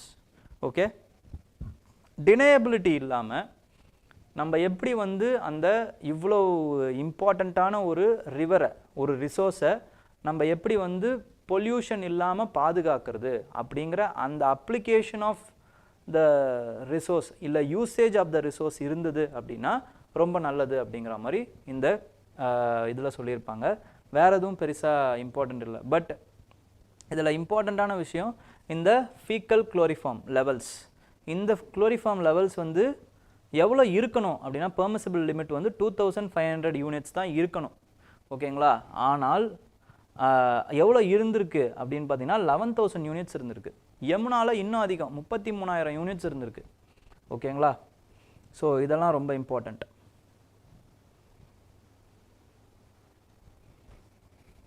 அதே மாதிரி national mission for clean Ganga, இதுவுமே ரொம்ப இம்பார்ட்டண்ட் தான். National mission for clean Ganga, clean கங்கான்னு நிறைய கோடிகளை செலவு பண்ணுறோமே தவிர அதை ஒழுங்காக வந்து இன்னும் சுத்தம் பண்ண பாட காணும். ஓகே, அதுதான் கிரிட்டிசைஸ் பண்ணியிருக்காங்க. Next is transformation of Koraput's tribal food basket. இது வந்து என்னன்னு பார்த்தீங்கன்னா ஒரு யூட்டோப்பியன் ஒரு கதை மாதிரி இருக்கும் இது. ஓகேங்களா, இது வந்து இதெல்லாம் உண்மையாலே இவங்க பண்ணாங்களா இல்லை இவ்வளவு நன்மைகள் நடந்துச்சா அப்படிங்கிறது தெரியாது. பட் இதோட கான்செப்ட் என்ன அப்படின்னு பார்த்தீங்கன்னா community based model nutrition literacy, இவ்வளோதான். நியூட்ரிஷனல் செக்யூரிட்டிக்கு ஒரு நியூட்ரிஷனல் லிட்ரஸிக்கு கம்யூனிட்டி பேஸ்டு மாடலில் இருந்தது அப்படின்னா நிறைய பேர் அவங்களுடைய அந்த புரிஞ்சதை, அதாவது வந்து இப்போ கம்யூனிட்டி பேஸ்டுனா இப்போ 4 வில்லேஜஸ் இருக்குது, 4 வில்லேஜஸில் ஒரு சில வாலண்டியர்ஸை எடுத்துப்பாங்க. ஓகேங்களா, அந்த வாலண்டியர்ஸை எடுத்து என்ன பண்ணுறாங்க அப்படின்னு பார்த்தீங்கன்னா ஒரு 2 நாளோ 3 நாளோ இவங்களுக்கு ஒரு ஒர்க் ஷாப் மாதிரி கொடுக்குறாங்க. ஒர்க் ஷாப்பில் என்ன பண்ணுறாங்கன்னா உங்களுக்கு நீங்கள் என்ன சாப்பிட்றீங்க, எப்படி சாப்பிட்றீங்க, அப்போ உங்களுடைய டயட்டில் இவ்வளோ டெஃபிசிட் இருக்குது தெரியுமா, அதுக்கப்புறமா வந்து இந்த மாதிரியான விஷயங்களை பண்ணலாம், அதுக்கப்புறம் அக்ரிகல்ச்சரில் இப்படியெல்லாம் ப்ராக்டிசஸ் இருக்குது, அதுக்கப்புறம் இந்த மாதிரி கல்ச்சர்ஸ் இருக்குது. இப்போ பல்சஸ் போடுறீங்க அப்படின்னா சும்மா இருக்காமல் அதை ஃபாலோவாக விடாமல் அந்த ரெசிடியல் மாய்ஸ்சரை யூஸ் பண்ணி நீங்கள் என்ன பண்ணலாம் அப்படின்னு பார்த்தீங்கன்னா வேறு சில வகைகளை யூஸ் பண்ணலாம், வேளாண் வகைகளை நீங்கள் யூஸ் பண்ணலாம் இப்படின்ட்டு வந்து எஜுகேட் பண்ணுறாங்க. அவங்களுக்கு எஜுகேட் பண்ணும்போது நியூட்ரிஷன்னா இப்படி இருக்கணுமோ, ஒரு வேளை வேரிடு ஃபுட் பேஸ்கெட்னா இப்படி இருக்கணுமோ, அதுக்கப்புறமா வந்து நம்ம எப்படியெல்லாம் உணவை உட்கொள்ளணும் அப்படிங்கிற அந்த ஐடியா வந்து இவங்களுக்கு கிடைக்குது. அவங்க என்னவா மாறுறாங்க அப்படின்னு பார்த்தீங்கன்னா கம்யூனிட்டி சாம்பியன்ஸாக மாறுறாங்க.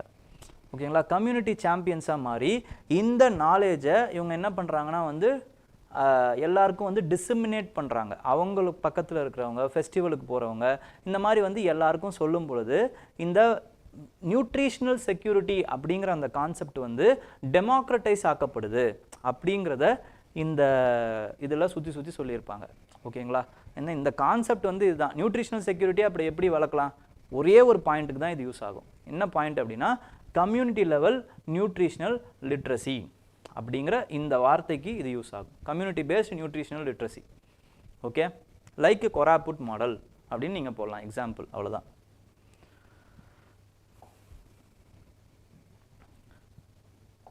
Next with respect to Qatar, international ரிலேஷன்ஸில் இந்தியா கத்தாரோட ரிலேஷன்ஷிப் வந்து இப்போ ரீசெண்டாக வந்து ரொம்ப மேக்னிடியூட் ஆகிருக்கு.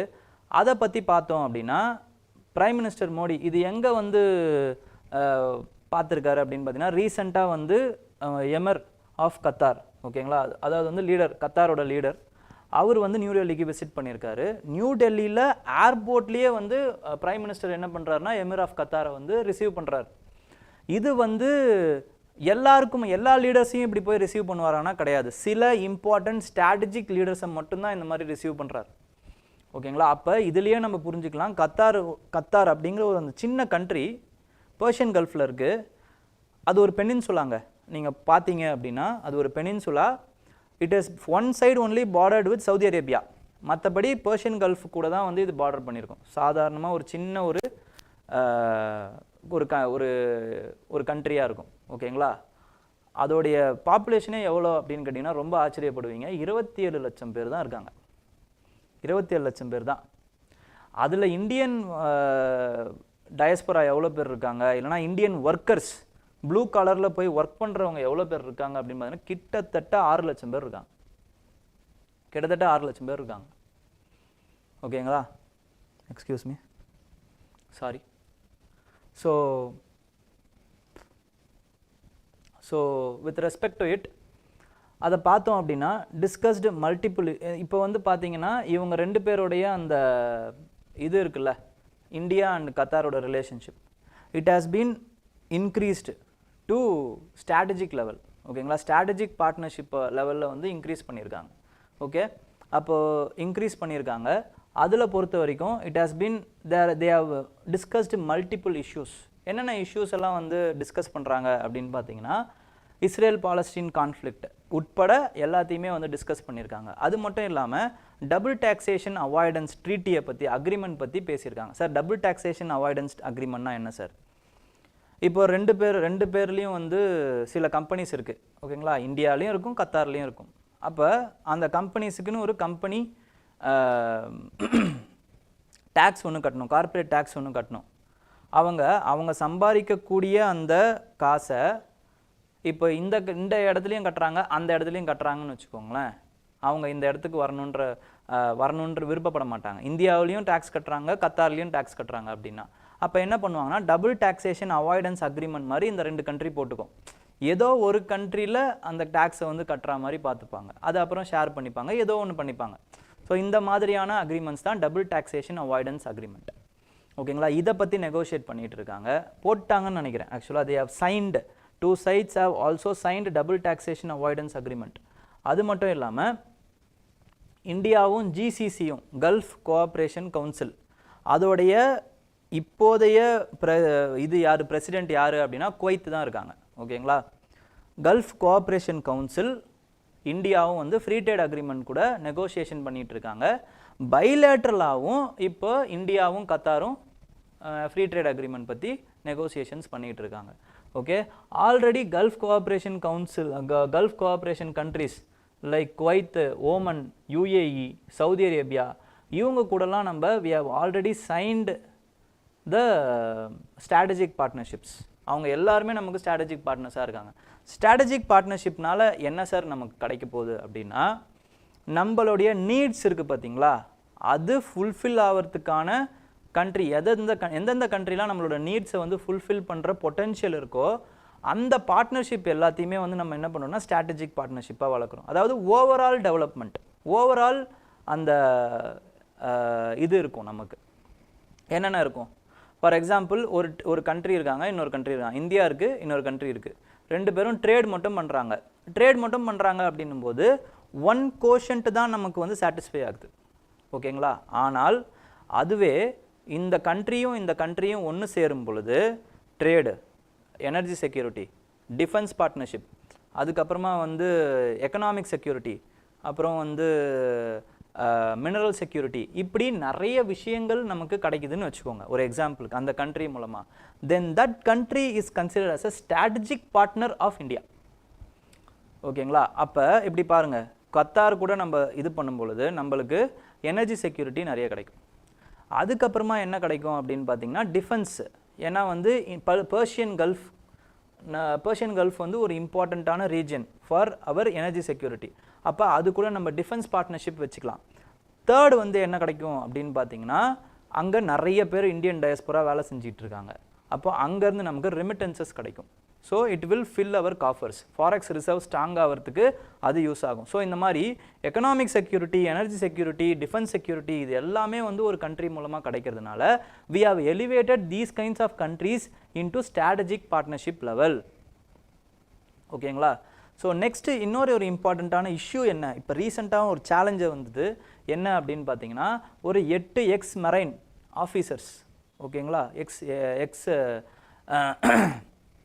மெரைன் இந்தியன் ஆஃபீஸர்ஸை ஸ்பை பண்ணுறாங்க அப்படிங்கிற பேரில் இது டெத் பெனால்ட்டி கொடுத்துட்டாங்க கத்தாரில் ஓகேங்களா. நம்ம என்ன பண்ணுறோம் அப்படின்னு பார்த்தீங்கன்னா என்ன பண்ணோன்னா அதை இன்டர்வைன் பண்ணி ஒரு 7 பேருக்கு வந்து அந்த எமிர் வந்து அஃபிஷியலாக பாடனே கொடுத்துட்டார் ஓகேங்களா. இன்னும் ஒருத்தர் மட்டும் அங்கே இருக்கார், அவரையும் எப்படியாச்சும் வர வைக்கணும் அப்படின்ட்டு நம்ம பேசிக்கிட்டு இருக்கோம்.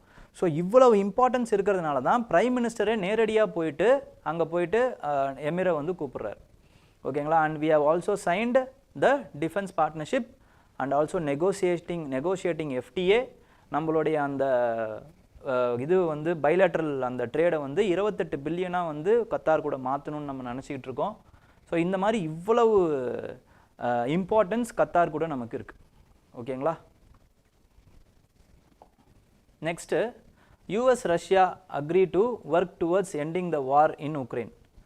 ஸோ உக்ரைன் கூட வந்து உக்ரைனுடைய யூஎஸ் அண்ட் ரஷ்யா வந்து யூனிலேட்டரலாக வந்து என்ன முடிவு பண்ணுறாங்க அப்படின்னு பார்த்தீங்கன்னா நம்ம 2 பேரும் நெகோஷியேட் பண்ணியே ஒரு பீஸ் டீல் ஒன்று வைப்போம், அதை உக்ரைனை ஒத்துக்க வச்சிடலாம் அப்படின்னு நினைக்கிறாங்க, பேசியிருக்காங்க. பட் எந்த அளவுக்கு அது செயல்படும், யூரோப் எப்படி அதை திங்க் பண்ணும், உக்ரைன் எப்படி அதை திங்க் பண்ணும் அப்படிங்கிறது நமக்கு தெரியல ஓகேங்களா. அதை எப்படி ஏற்றுப்பாங்க, அது எந்த அளவுக்கு வந்து இது பண்ணுவாங்க அப்படிங்கிறது நமக்கு தெரியல. பிகாஸ் இப்போ ட்ரம்ப் வந்து என்ன சொல்கிறாரு அப்படின்னா, நான் சொல்கிறத நீ கேளு அப்படிங்கிறாரு. But this is against the territorial integrity and sovereignty of Ukraine actually. ஏன்னா நிறைய சிட்டிஸ் உக்ரைனுடைய அந்த பகுதிகளை இப்போ ரஷ்யா பிடிச்சி வச்சுருக்காங்க. உக்ரைன் இல்லாத ஒரு பீஸ் டீல்னு வச்சுக்கோங்க, ரஷ்யா என்ன பண்ணும், அது எல்லாத்தையும் தன்னுடைய சாவரின் பகுதியாக மாற்றி வச்சுக்கும். And it will also get legitimised. Actually once it is getting legitimised, there is no going back for Ukraine. And நாட்டோவுடைய அந்த எதிர்காலம் இருக்குல்ல, அதுவுமே வந்து ஒரு கேள்விக்குறி ஆகிடும் ஆக்சுவலி இந்த ஒரு டீல்னால. Because European partners will have second thoughts. உக்ரைனுக்கு நடந்தது நாளைக்கு நமக்கு நடக்காதுங்கிறது என்ன நிச்சயம், நாளை பின்ன அமெரிக்கா நம்மளையும் அபேண்டன் பண்ணாது அப்படிங்கிறது என்ன நிச்சயம் அப்படின்ட்டு வந்து European partners will think once and for all. அப்போ they will have their own partnership excluding America. So US, இந்த யூஎஸ் ரஷ்யா டீல் இருக்குது பார்த்தீங்களா, இது வந்து ஒரு ஷாக் வேவரை வந்து உருவாக்கும். அப்படி செயல்பாட்டுக்கு வரப்போகுது இல்லை இம்ப்ளிமெண்ட் பண்ணணும்னு ட்ரம்ப் நினைக்கிறாரு அப்படின்னா, and Trump is known for these kinds of shocks ஆக்சுவலாக. He won't bluff. ஓகேங்களா, ஒரு உண்மையை நம்ம ஒத்துக்கணும். அவர் சும்மா சொல்கிறாருன்னு நம்ம ஏற்றுக்க முடியாது. டேரிஃப் போடுறேன்னா போட்டுருவார், அவன் போடுனா போட்டுருவான் அந்த மாதிரி. ஓகேங்களா. So with respect to it, we cannot expect something predictable in terms of Trump. அன்பிரிடிக்டபிளாக நம்ம எதிர்பார்க்கலாமே தவிர யூபிஎஸ்சி மாதிரி ட்ரம்ப் என்ன பண்ணுவாங்கன்னே தெரியாது. ஓகேங்களா. So we have to wait and see actually. And then Iran உடைய ஃபினான்ஸ் மினிஸ்டர் கூட வந்து பார்த்தீங்க அப்படின்னா, Indian finance minister has discussed about the Nimisha case. ஓகேங்களா.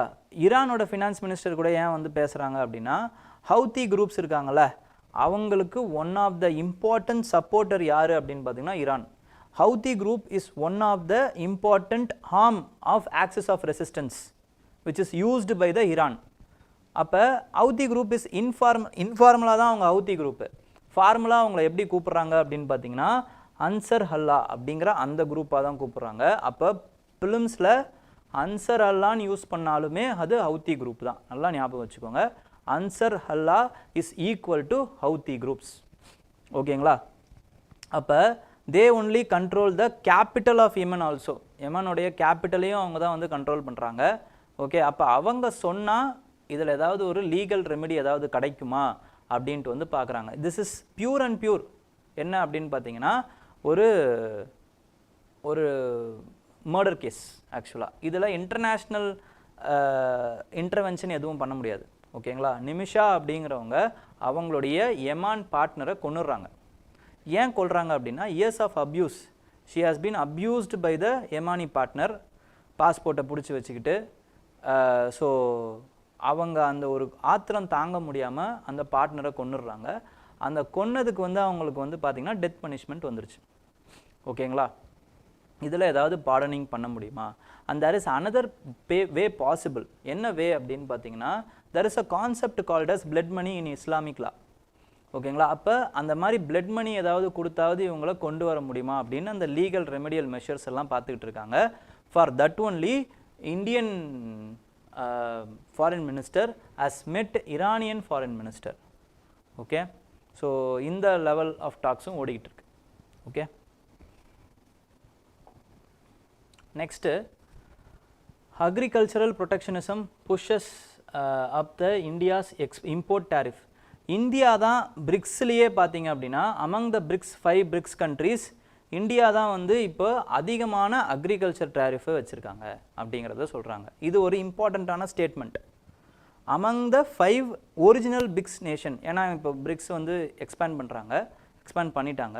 ஸோ ஒரிஜினல் BRICS நேஷன் பார்க்கும் பொழுது இந்தியா தான் அதிகமான அக்ரிகல்ச்சர் டேரிஃப் வச்சுருக்காங்க. இந்தியாவோட அக்ரிகல்ச்சர் டேரிஃப் எவ்வளோ இருக்குது பர்சன்டேஜ் வைஸ் பார்த்தீங்க அப்படின்னா 17% இருக்குது. 17% they are living the agriculture tariff overall average.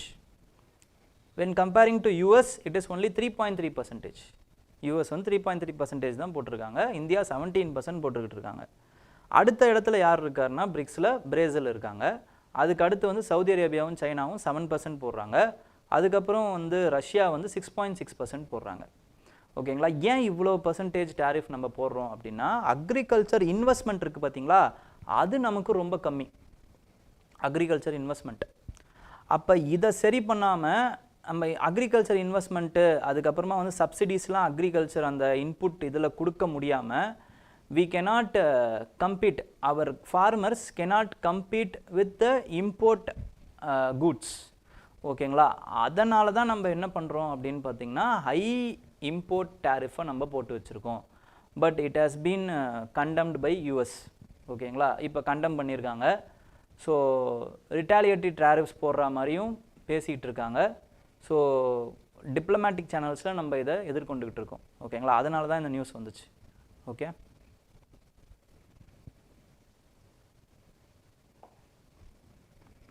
Odisha government promises actions over Nepali students' death. இப்போ அன்ஃபார்ச்சுனேட்லாக ஒரு ஈவெண்ட் நடந்துச்சு ரீசெண்டாக. என்ன அப்படின்னா, in Odisha there is a university called as Kalinga university. ஓகேங்களா. ஸோ அந்த கலிங்கா யூனிவர்சிட்டியில் என்ன ஆகுதுன்னா, ஒரு நேபாளி ஸ்டூடெண்ட் வந்து ஒருத்தவங்க அன்ஃபார்ச்சுனேட்லி தற்கொலை பண்ணிக்கிறாங்க, சூசைட் பண்ணிக்கிறாங்க.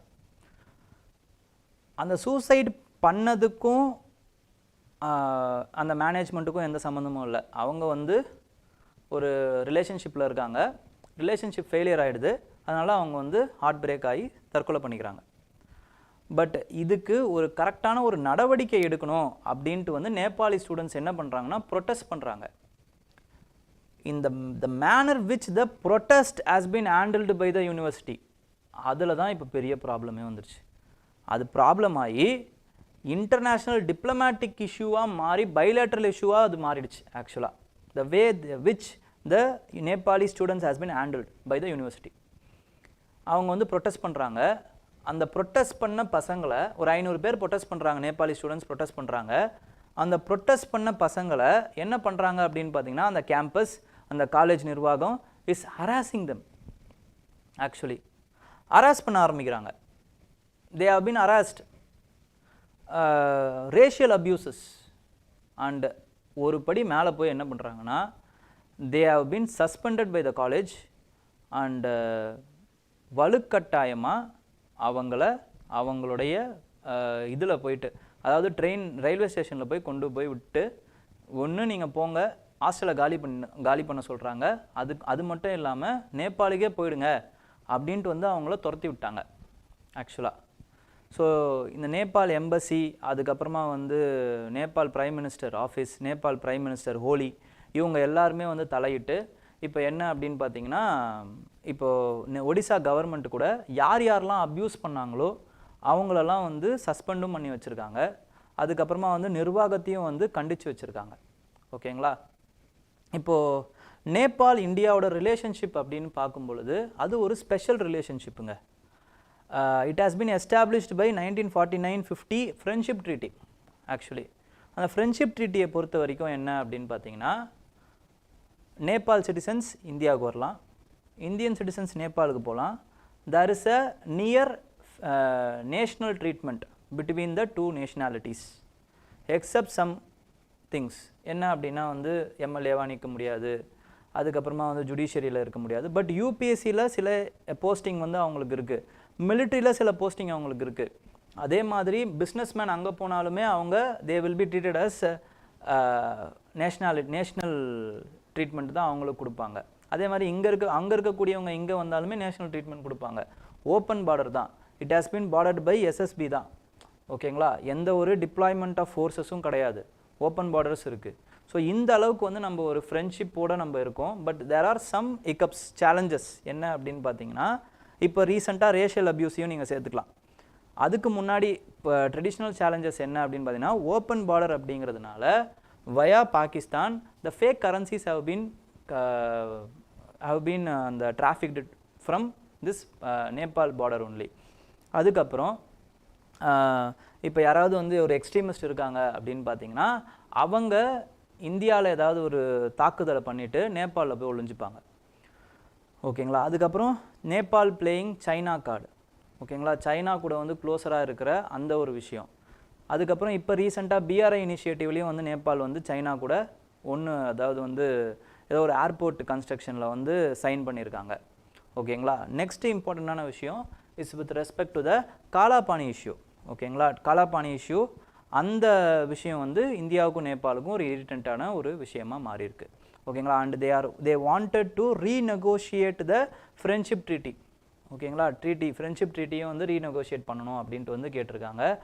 அதுக்கப்புறம் 2013 என்னாச்சு அப்படின்னு பார்த்தீங்கன்னா, after the Nepali constitution game into force, there is a problem with respect to the plain people, Madheshi community அப்படின்னு நேபாளில் இருக்காங்க, இந்தியாலையும் இருக்காங்க. இப்போ எப்படி தமிழ்ஸ் வந்து தமிழ்நாட்டிலையும் இருக்கும், ஸ்ரீலங்காலையும் இருக்கும், அந்த மாதிரி மாதேஷி கம்யூனிட்டி உத்தரப்பிரதேஷ்லேயும் அதுக்கப்புறம் வந்து நேபாளில் இருக்காங்க. And they have some relationships also. ஓகேங்களா. பொண்ணு கொடுத்து பொண்ணு எடுக்கிறது, ரோட்டி பேட்டி கா ரிஸ்தா அப்படின்னு சொல்லுவாங்க. அதாவது வந்து நாங்கள் உணவும் பரிமாறிப்போம், அதுக்கப்புறமா வந்து பெண்களையும் வந்து நாங்கள் வந்து பெண் கொடுத்து பெண் எடுத்துப்போம் அப்படிங்கிற அந்த ரிலேட்டிவ்ஸாக தான் நாங்கள் இருப்போம் அப்படிங்கிற அந்த உறவு, நேபாள் இந்தியா உறவை ரோட்டி பேட்டிகா ரிஸ்தா அப்படின்னு தான் சொல்லுவாங்க. அப்போ இந்த சூழ்நிலையில் என்னன்னா, எங்களுக்கு உண்டான அந்த பிரதிநிதித்துவம் மாதேஷி கம்யூனிட்டி நினைக்கிறாங்க, நேபாளில் இருக்கக்கூடிய மாதேஷி கம்யூனிட்டி, எங்களுக்கு உண்டான பிரதிநிதித்துவம் வந்து ஹில் பீப்புள்னால வந்து பறிக்கப்படுது. இந்த கான்ஸ்டிடியூஷன் யூனிட்ரி கான்ஸ்டிடியூஷனாக வந்திருக்கு, யூனிட்ரி கான்ஸ்டிடியூஷனாக இல்லாமல் ஃபெடரல் கான்ஸ்டிடியூஷனாக எங்களுக்கு வேணும்ன்ட்டு போராடுறாங்க. அவங்களுக்கு ஆதரவாக என்ன பண்ணுறாங்கன்னா, இது உத்தரப்பிரதேசில் இருக்கிற மாதேஷி கம்யூனிட்டியும் வந்து ஆதரவு கொடுக்குறாங்க. அதே மாதிரி நேபாளுக்கு போக வேண்டிய அந்த உணவுகள், அதுக்கப்புறமா வந்து கேஸஸ், அதுக்கப்புறம் வேறு சில பொருட்கள், இது எல்லாத்தையுமே வந்து பிளாக்கேட் பண்ணுறாங்க. இப்படி பிளாக்கேட் பண்ணும்போது என்ன ஆயிடுச்சு அப்படின்னு பார்த்தீங்கன்னா, அங்கே இன்ஃப்ளேஷன் அதிகமாகிடுச்சு. Because Nepal is a landlocked country. ஓகேங்களா. ஸோ இந்த ப்ராப்ளமும் ஓடிட்டு இருந்துச்சு. இவங்க நேபாள் என்ன நினச்சாங்கன்னா, Indian government is deliberately doing these kinds of act, they are pressurising to internally they are intertwining in our internal matters. Anti India சென்டிமெண்ட்ஸும் அதிகமாகிடுச்சு ஆக்சுவலாக. ஸோ இந்த ப்ராப்ளம்லாம், இந்த சேலஞ்சஸ் தான் recent challenges with respect to Nepal. அதோடு சேர்த்து இப்போ ரேஷனல் டிஸ்கிரிமினேஷனையும் நீங்கள் எடுத்துக்கலாம். இந்த ரேஷியல் டிஸ்கிரிமினேஷனை வந்து சாதாரணமாக நம்ம நினச்சிடக்கூடாது. ஏன் நினைக்கக்கூடாதுன்னா, when we are doing some racial discrimination to others, we have no moral authority when we are discriminated by others. ஆக்சுவலாக இப்போ நீங்கள் உங்களை நம்பி வர ஒருத்தரை அப்யூஸ் பண்ணுறீங்க ரேஷியலாக, நம்மளே பண்ணுவோம் ஆக்சுவலாக. சுய பரிசோதனை பண்ணிக்கிட்டோம் அப்படின்னா, தமிழ் சினிமாக்களில் பண்ணியிருக்காங்க. ஓகேங்களா. இல்லை நம்ம கூட இருக்கிற நம்மளுடைய ஒன்று மண்ணாக இருக்கக்கூடிய நார்த் ஈஸ்டர்ன் பீப்புள், அவங்கள நம்ம எப்படி பார்க்குறோம்? We are seeing as other nationalities. We are abusing them as other nationalities actually. அப்போ அவங்க எப்படி மெயின் ஸ்ட்ரீம் கூட ஒன்றா சேருவ முடியும்? எப்படி அவங்க ஒன்றா சேருவாங்க? எப்படி அவங்க இந்தியனாக அவங்க உணர்வாங்க? So what we are doing, we are separating them, we are abusing them. Other countries அதே மாதிரி அப்யூஸ் பண்ணுறோம். நைஜீரியன்ஸுக்கும் இந்த பிரச்சனை நடந்துச்சு. ஆஃப்ரிக்கன் பீப்புளை we abuse. And same thing is happening to us South Asians. South ஏஷியனாக போகும்போது, ஏன்னா வெஸ்ட்டில் நம்மளை சவுத் ஏஷியனாக தான் பார்ப்பான், இந்தியன், பாகிஸ்தான் இப்படிலாம் பார்க்க மாட்டான், பங்களாதேஷ் அப்படிலாம் அவங்களுக்கு தெரியாது. தே ஆர் சவுத் ஏஷியன்ஸ், அவ்வளோதான். ஸ்ரீலங்கா அப்படிலாம் பார்க்க மாட்டான். அப்போ வெஸ்டர்ன் கண்ட்ரிஸ், யூஎஸ்ஆ இருக்கட்டும், இல்லைனா ஆஸ்திரேலியாவாக இருக்கட்டும், இல்லை உக்ரைனாக இருக்கட்டும், ரஷ்யாவாக இருக்கட்டும், தே அப்யூஸ் அஸ். ரேஷியல் அப்யூஸ் வந்து our students, our citizens are subjected to these kinds of racial abuse. அப்போ we lack the moral authority to ask, rice. இந்த மாதிரி நம்ம பண்ணும்போது, நம்ம அனுமதிக்கும் பொழுது, நம்மளை ஒருத்தம் பண்ணும்போது நம்மளுக்கான அந்த moral authority இல்லாமல் போயிடும். So we have to note this also. ஓகேங்களா. அதே மாதிரி சாஃப்ட் பவர், நம்ம இவ்வளோ நாள் வந்து வளர்த்து வச்ச soft power, people to people connect, ties உண்டாகிறது, இது எல்லாமே வந்து ஒரே இன்சிடெண்ட்டில் முடிஞ்சிடும். ஓகேங்களா. ஸோ இதெல்லாம் நம்ம ஞாபகம் வச்சுக்கணும். With respect to science and technology, centre revamps the websites creates the multilingual AI hub. என்னென்ன டிஜிட்டல் இந்தியா பாஷினி அப்படிங்கிற இந்த initiative. Okay. Digital India Bhashini, language translation platform. அதுக்கப்புறமா வந்து பாரத் ஜென் அப்படின்னு ஒரு platform, the world's first government funded multi modal large language model. அதுக்கப்புறம் சர்வம் 1, அதுக்கப்புறம் சந்திரலேகா. இதெல்லாமே வந்து என்ன அப்படின்னு பார்த்தீங்கன்னா டிஜிட்டல் ஏஐ இனிஷியேட்டிவ்ஸ். ஓகேங்களா, இது எல்லாத்தையுமே வந்து பேர் மட்டும் கேட்பாங்க. இந்த மாதிரி சந்திரலேகா, சர்வம் 1 ஆர் ரிலேட்டட் டு வாட், அவ்வளோதான். ஓகேங்களா, ஒரு 4 ஆன்சர் கொடுத்து வச்சுருப்பாங்க. குவாண்டம் டெக்னாலஜி, அதுக்கப்புறமா வந்து நானோ டெக்னாலஜி, லாங்குவேஜ் மாடல்ஸு, அது இல்லைனா வந்து வேறு ஏதாவது இனிஷியேட்டிவ், சைபர் செக்யூரிட்டி இனிஷியேட்டிவ்ஸ், இந்த மாதிரி ஏதாவது கொடுத்து கேட்பாங்க, அவ்வளோதான். ஓகே, இந்த பேர் மட்டும் தெரிஞ்சுக்கிட்டிங்கன்னா போதும். இன்டர்னல் செக்யூரிட்டியில் நமக்கு இம்பார்ட்டண்ட்டாக தெரிய வேண்டியது வித் ரெஸ்பெக்ட் டு மணிப்பூருடைய பிரசிடென்ட் ரூல். இப்போ பார்க்கும்போது இந்த பிரசிடென்ட் மணிப்பூருக்கும் இதுக்குமான அந்த ப்ராப்ளம் என்ன, எங்கேருந்து ஆரம்பிக்குது அப்படின்னு பார்த்தீங்கன்னா, there are 2 communities, Meitei community, Kukizo community அப்படின்னு 2 community இருக்காங்க.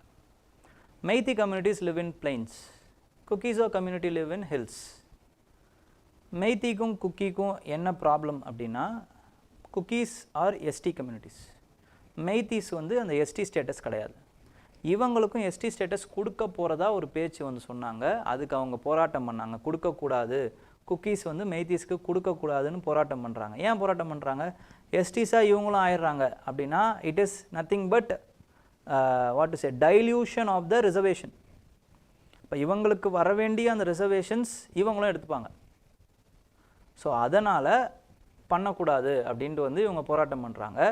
இவங்களுக்கும் அவங்களுக்குமான அந்த விரிசல் பெருசாகுது. பாப்புலிசம் அப்படிங்கிற அந்த பேரில் இந்த டிவைடை ஊதி பெருக்கிறாங்க. பெருக்கும் பொழுது என்ன ஆகுதுன்னு பார்த்தீங்கன்னா, it came as violence, clashes, 2 குரூப்பும் வந்து அடிச்சுக்கிறாங்க. அதுக்கப்புறமா வந்து ஆர்ம்டு இன்சர்ஜென்சியில் ஈடுபடுறாங்க. ஸோ இது எல்லாமே நடக்குது ஆக்சுவலாக. ஸோ இதனால் பாதிக்கப்பட்டது என்ன அப்படின்னு பார்த்தீங்கன்னா, ட்ரஸ்ட்டு அண்ட் அந்த நம்பிக்கை இருக்குல்ல of state institution, it has been eroded. ஆக்சுவலாக trust of the state institution has been eroded completely. அப்போ இதை எப்படி நம்மளால் ரீஸ்டோர் பண்ண முடியும் அப்படின்னு பார்த்தீங்கன்னா, by going the state institutes, state authority should go above the petty politics. ஓகேங்களா, அந்த பெட்டர்னலிஸ்டிக் ஆட்டிடியூடு, அதுக்கப்புறம் பெட்டி பாலிட்டிக்ஸு, இதையெல்லாம் மீறி அவங்க மேலே வந்து அவங்க என்ன பண்ணணும் அப்படின்னு பார்த்தீங்கன்னா, ஸ்டேட்டுடைய அந்த ட்ரஸ்ட்டை திருப்பி வந்து வளர்க்கணும். எப்படி வளர்க்க முடியும்? By following the constitutional values of social justice, integrity, அதுக்கப்புறமா வந்து இந்த மாதிரி நிறைய கான்ஸ்டிடியூஷனல் வேல்யூஸ் இருக்குது. ஓகேங்களா, ஸோ இந்த constitution values, respect, recognition, mutual trust, இந்த மாதிரி வளர்த்து அவங்களுடைய டிஸ்டிங்டிவ்னஸை அவங்களுக்கு வந்து கொடுக்கணும். அப்படி கொடுக்காம dilution of the further dilution of the அந்த ட்ரஸ்ட் இருந்துச்சு based on the president rule. அவங்க இன்னும் வந்து அந்த ட்ரஸ்ட்டை வந்து டைல்யூட் பண்ணுறாங்கன்னு வச்சுக்கோங்களேன். அது என்னவா மாறும் அப்படின்னு பார்த்தீங்கன்னா, இன்னும் there will be a divide. ஓகேங்களா, எமோஷ்னல் டிவைட் ஆகிடுச்சு, மைண்ட் லெவலில் பிரிஞ்சுட்டாங்க அப்படின்னா there will be a separatist movement. ஓகேங்களா, பார்டர் லைன் டிவைடும் வந்து வர்றதுக்கு வாய்ப்பு இருக்குது. யார் அவங்க? நம்மள ஒருத்தவங்க, நம்ம கூட இருக்கிறவங்க அப்படிங்கிற அந்த ஒரு ட்ரஸ்ட் ஃபேக்டர், அந்த ஒரு விஷயம் வந்து ஸ்டேட்டு தான் கல்டிவேட் பண்ணணும். ஓகேங்களா, ஸ்டேட் அந்த நம்பிக்கையை கொடுக்கணும். ஸ்டேட் வந்து நமக்கானது அப்படின்னு 2 பிரிவினருமே நம்பணும். அப்போ தான் வந்து எல்லாருமே வந்து ஒத்துமையாக இருக்க முடியும். ஒன்றும் இல்லை, ஒரு வருஷத்துக்கு முன்னாடி 2 பேரும் ஒத்துமையாக இருந்தவங்க தான். சின்ன சின்ன மனக்கசப்புகள், சங்கடங்கள் இருக்கலாம், அதை ஊதி பெருசாக்கக்கூடாது. பெருசாக்குனதே இங்கே என்ன ஆயிடுச்சு அப்படின்னு பார்த்தீங்கன்னா, ஸ்டேட்டாக மாறிடுச்சு. அப்போ அந்த ஸ்டேட்டு தான் வந்து திருப்பி வந்து அதை ஒட்ட வைக்கணும் அப்படிங்கிறத இதில் சொல்கிறாங்க. ஓகேங்களா, அந்த ட்ரஸ்ட்டு ஃபேக்டரை வந்து நீங்கள் திருப்பி ரீகெயின் பண்ணணும் அப்படிங்கிறத சொல்கிறாங்க. நெக்ஸ்ட்டு மணிப்பூரில் என்ன ஆகுது அப்படின்னு பார்த்தீங்கன்னா, என்ன ஆச்சு அப்படின்னா, தேர் இஸ் அ டிஸ்பிளேஸ்மெண்ட் ஆக்சுவலாக. ஓகேங்களா, டிஸ்பிளேஸ்மெண்ட் ஆகிடுச்சு.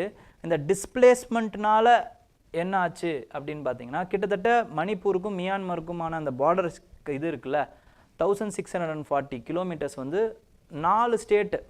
ஓகேங்களா, அருணாச்சல் பிரதேஷ், நாகாலாந்து, மணிப்பூர், மிசோரம், இவங்க இந்த 4 ஸ்டேட்லையும் வந்து இது மியான்மர் வந்து பார்டர் வச்சுருக்கு.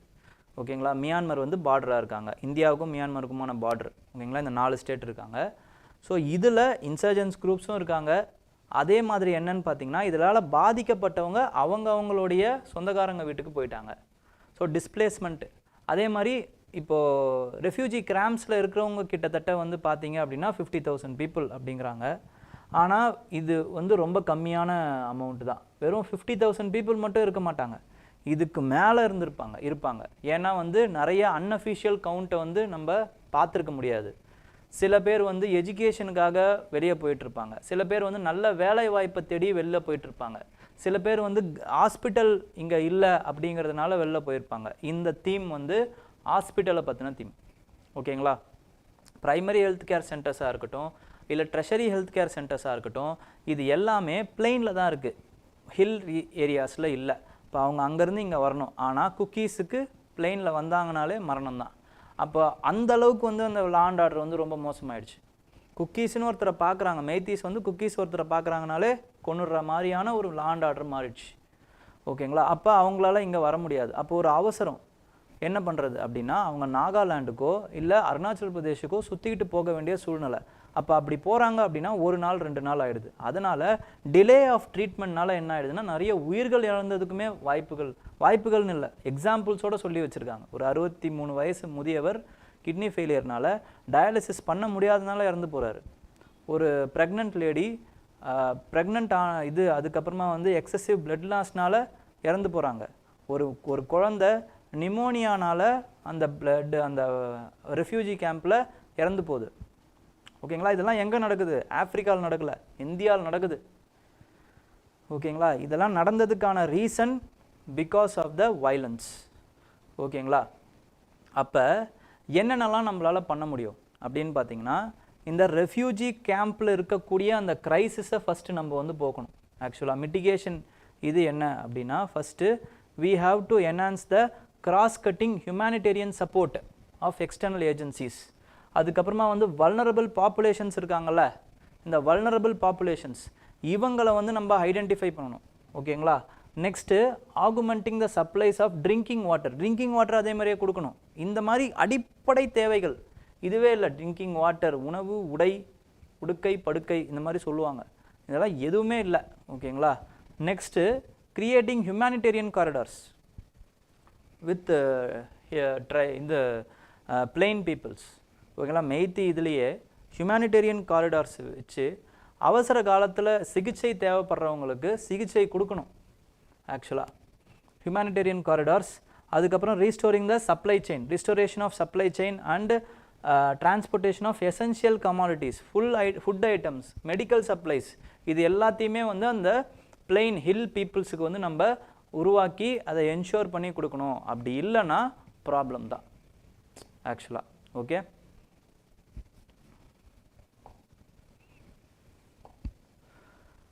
நெக்ஸ்ட் வித் ரெஸ்பெக்ட் டு எக்கனாமியை பொறுத்த வரைக்கும் there is a வேலை வாய்ப்பு இருக்குல்ல, அது கொஞ்சம் இம்ப்ரூவ் ஆகிருக்கு அப்படின்னு சொல்கிறாங்க. அன்எம்ப்ளாய்மெண்ட் வந்து கொஞ்சம் குறைஞ்சிருக்குன்றாங்க. ஓகேங்களா, 6.4 ஆயிருக்கு அர்பன் ஏரியாஸில். கண்ட்ரீஸில் அர்பன் ஏரியாஸில் வேலைவாய்ப்பு 6.6 இருந்தது, இப்போ 6.4 ஆயிருக்கு. ஓகேங்களா, இந்த அர்பன் வேலைவாய்ப்பெல்லாம் வந்து யார் இது பண்ணுறாங்க அப்படின்னா, பீரியாடிக் லேபர் ஃபோர்ஸ் சர்வே அப்படின்ட்டு வந்து ஸ்டாட்டிஸ்டிக்ஸ் ப்ரோக்ராம்ஸ் இம்ப்ளிமெண்டேஷன் மினிஸ்ட்ரி அவங்க வந்து வெளியிடுவாங்க. இந்த பீரியாடிக் லேபர் ஃபோர்ஸ் சர்வேவை யார் வெளியிடுறது? Statistics and implementation ministry. இந்த மாதிரி வேலை வாய்ப்பை வச்சு கேள்விகள் வர்றது ஒரு 2-3 கேள்விகள் ஒரு 2 வருஷத்துக்கு ஒரு வாட்டி வரும். வேலை வாய்ப்பு வச்சு, ஃபார் எக்ஸாம்பிள் இபிஎஃப்ஓ வச்சு வரும், கேஷுவல் லேபர்னால் என்னென்னு வரும், லேபர் மினிஸ்ட்ரியை வச்சு ஒரு கேள்வி வரும், சிபிஐ அந்த லேபர் அந்த இது வந்து யார் வந்து இது பண்ணுறாங்க, இண்டஸ்ட்ரியல் ஒர்க்கர்ஸுக்கு யார் வந்து அந்த சிபிஐ இது வந்து யார் மெஷர் பண்ணுறாங்க அப்படின்ட்டு ஒரு கேள்வி கேட்டாங்க.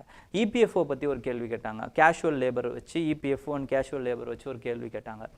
ஸோ இந்த மாதிரியான கேள்விகள் 2 வருஷத்துக்கு ஒரு வாட்டி அந்த மாதிரி வரும். அப்போ லேபர் பற்றி தெரிஞ்சுக்கிறதும் நம்மளோட வேலை தான். ஓகேங்களா, அன்எம்ப்ளாய்மெண்ட் ரேஷியோனா என்ன, அதுக்கான டெஃபினிஷன் என்ன, ஒர்க்கர் ரேஷியோனா என்ன, ஒர்க்கர் எந்த மாதிரி பிரிக்கப்பட்டிருக்காங்க, கிக் ஒர்க்கர்ஸ்னால் யார், இப்படி இந்த ஒரு அடிப்படையான அந்த ஒரு விஷயங்களை தெரிஞ்சு வச்சுக்கோங்க. ஓகேங்களா?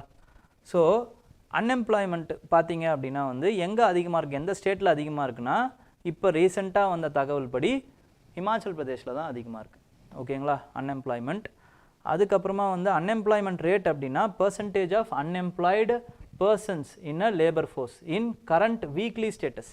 வீக்லி ஸ்டேட்டஸ் தான் வந்து இவங்க இது பண்ணுறாங்க. ஓகேங்களா? Unemployed weekly status. Okay,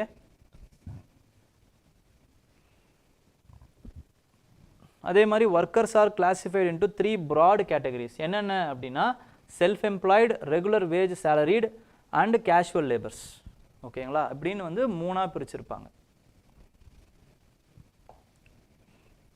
next consumption எனஃபா டு டிரைவ் அ growth அப்படிங்கிறது தான் கேள்வி. Is consumption is enough? Consumption அப்படின்னும் போது நம்ம மறுபடியும் வந்து இது பட்ஜெட்டில் நான் சொல்லி கொடுத்தேன்ல அந்த ஃபார்முலா தான். என்ன ஃபார்முலா சார்?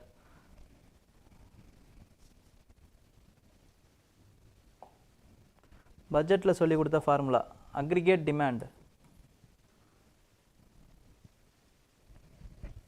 ஓகே, ஏதோ ப்ராப்ளம் போல் இருக்குது, நம்ம அப்படியே பார்ப்போம். அக்ரிகேட் டிமாண்ட் ஏஜி அப்படிங்கிறது என்ன? With respect to consumption plus investment plus government spending plus the export minus import. ஓகேங்களா? அந்த ப்ராக்கெட்டில். ஸோ இதை தான் நம்ம பார்த்தோம். இப்போ இதில் கன்சம்ஷனை ஏற்றணுமா இல்லை இன்வெஸ்ட்மெண்ட்டை ஏற்றணுமா? இந்த ரெண்டு தான் நம்ம பார்க்க வேண்டியது. இன்வெஸ்ட்மெண்ட்டை ஏற்றணுமா இல்லை கன்சம்ஷனை ஏற்றணுமா அப்படின்னு பார்க்கும் பொழுது நம்ம கன்சம்ஷனை விட இன்வெஸ்ட்மெண்ட்டில் அதிகமாக பணம் செலவு பண்ணால் நமக்கான அந்த returns because of the multiplier effect வந்து கிடைக்கிறதுக்கு நிறைய வாய்ப்புகள் இருக்குது. There are 4 components of investment and consumption. ஓகேங்களா? 2 என்டிட்டி பண்ண முடியும். அதை ப்ரைவேட் பிளேயரும் பண்ண முடியும், கவர்மெண்ட்டும் பண்ண முடியும். ப்ரைவேட்டுடைய கன்சம்ஷன் இன்வெஸ்ட்மெண்ட், கவர்மெண்ட்டுடைய கன்சம்ஷன் இன்வெஸ்ட்மெண்ட். இதை பேஸ் பண்ணது எப்படி அப்படின்னு பார்த்தீங்கன்னா demand and supply of the government, demand and supply of the market. டிமாண்டும் சப்ளை இது ரெண்டுத்தையும் ஒரு சேர நம்ம எடுத்துகிட்டு போகணும். டிமாண்ட் அதிகமாகிடக்கூடாது. டிமாண்ட் அதிகமாகுது அப்படின்னா என்ன ஆகும்னு பார்த்தீங்கன்னா டிமாண்ட் அதிகமாகுது, சப்ளை ரொம்ப கம்மியாக இருக்குது அப்படின்னா இன்ஃப்ளேஷன் அதிகமாகிடும். அதே மாதிரி சப்ளை அதிகமாக இருக்குது, டிமாண்ட் ரொம்ப கம்மியாக இருக்குது அப்படின்னா டீஃப்ளேஷன் அதிகமாகிடும். ஓகேங்களா? அப்போ இது ரெண்டுத்தையுமே நம்ம பேலன்ஸ்டாக தான் எடுத்துகிட்டு போகணும். க்ரோத் அதே மாதிரியே கம்மியாகிடும். அப்போ இதனால் இந்த ரெண்டுத்தையுமே பேலன்ஸாக எப்படி எடுத்துகிட்டு போகிறது அப்படின்னா நம்ம இன்வெஸ்ட்மெண்ட்டில் கான்சென்ட்ரேட் பண்ணணும் அப்படின்றாங்க. இன்வெஸ்ட்மெண்ட்டில் கான்சென்ட்ரேட் பண்ணும்போது மல்டிப்ளையர் எஃபெக்ட் அதிகமாக இருக்கும் சார். அப்படின்னா என்ன சார்?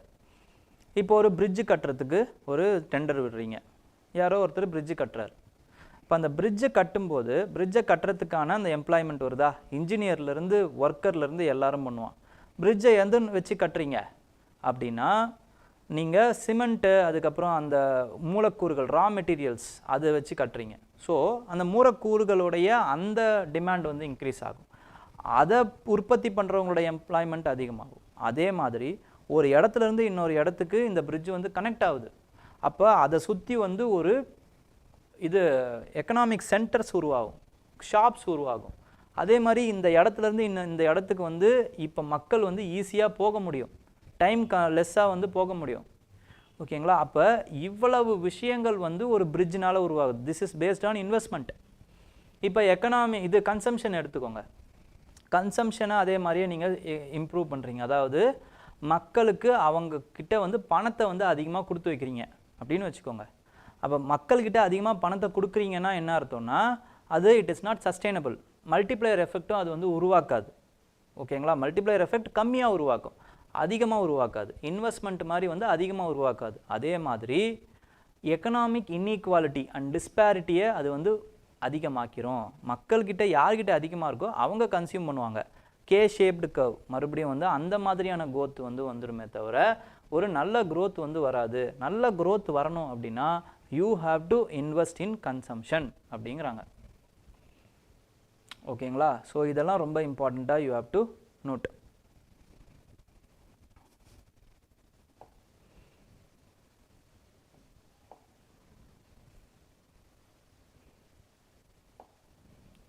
லாஸ்ட் வந்து தமிழ்நாடு சம்மந்தப்பட்ட நியூஸு. அதில் பொறுத்த வரைக்கும் பார்த்தீங்க அப்படின்னா புலிக்கட் ரெசிடெண்ட் ஒருத்தவங்க, அவங்க பேர் வந்து ஹம்சா பேபி. அவங்களுக்கு வந்து இப்போ என்ன பண்ணியிருக்காங்கன்னா தமிழ்நாடு சீஃப் மினிஸ்டர் அவர்கள் லிவிங் கிராஃப்ட் ட்ரெஷர் அவார்டு அப்படிங்கிற ஒரு அவார்டை வந்து கொடுத்துருக்காங்க. ஓகேங்களா, அந்த அவார்டு வந்து 1 லட்சம் ப்ரைஸ் மணியோட வரும். ஓகேங்களா, யாருக்கு கொடுத்துருக்காங்க அப்படிங்கிறது தேவை, எவ்வளோ ப்ரைஸ் மணிங்கிறது தேவை. லிவிங் கிராஃப்ட் ப்ரைஸ் அவார்டு அம்சா பிபி புலிக்கட்டில் அவங்க வந்து பாம் லீஃப், ஓகேங்களா, பனை ஓலையை பின்னுற ஒரு இதில் இருக்காங்க, அவங்களுக்கு இந்த அமௌண்ட்டை கொடுத்துருக்காங்க. ஓகேங்களா, ஸோ அந்த அந்த இதை வச்சு கலரிங் பண்ணுவாங்க. அதுக்கப்புறமா வந்து products like chocolate boxes, pencil இதெல்லாம் வந்து தயாரிக்கிறாங்க அவங்க. Okay, so with respect to it we have finished today's DND. வேறு ஏதாவது டவுட்ஸ் இருந்தால் யூ கேன் ஆஸ்க் மீ.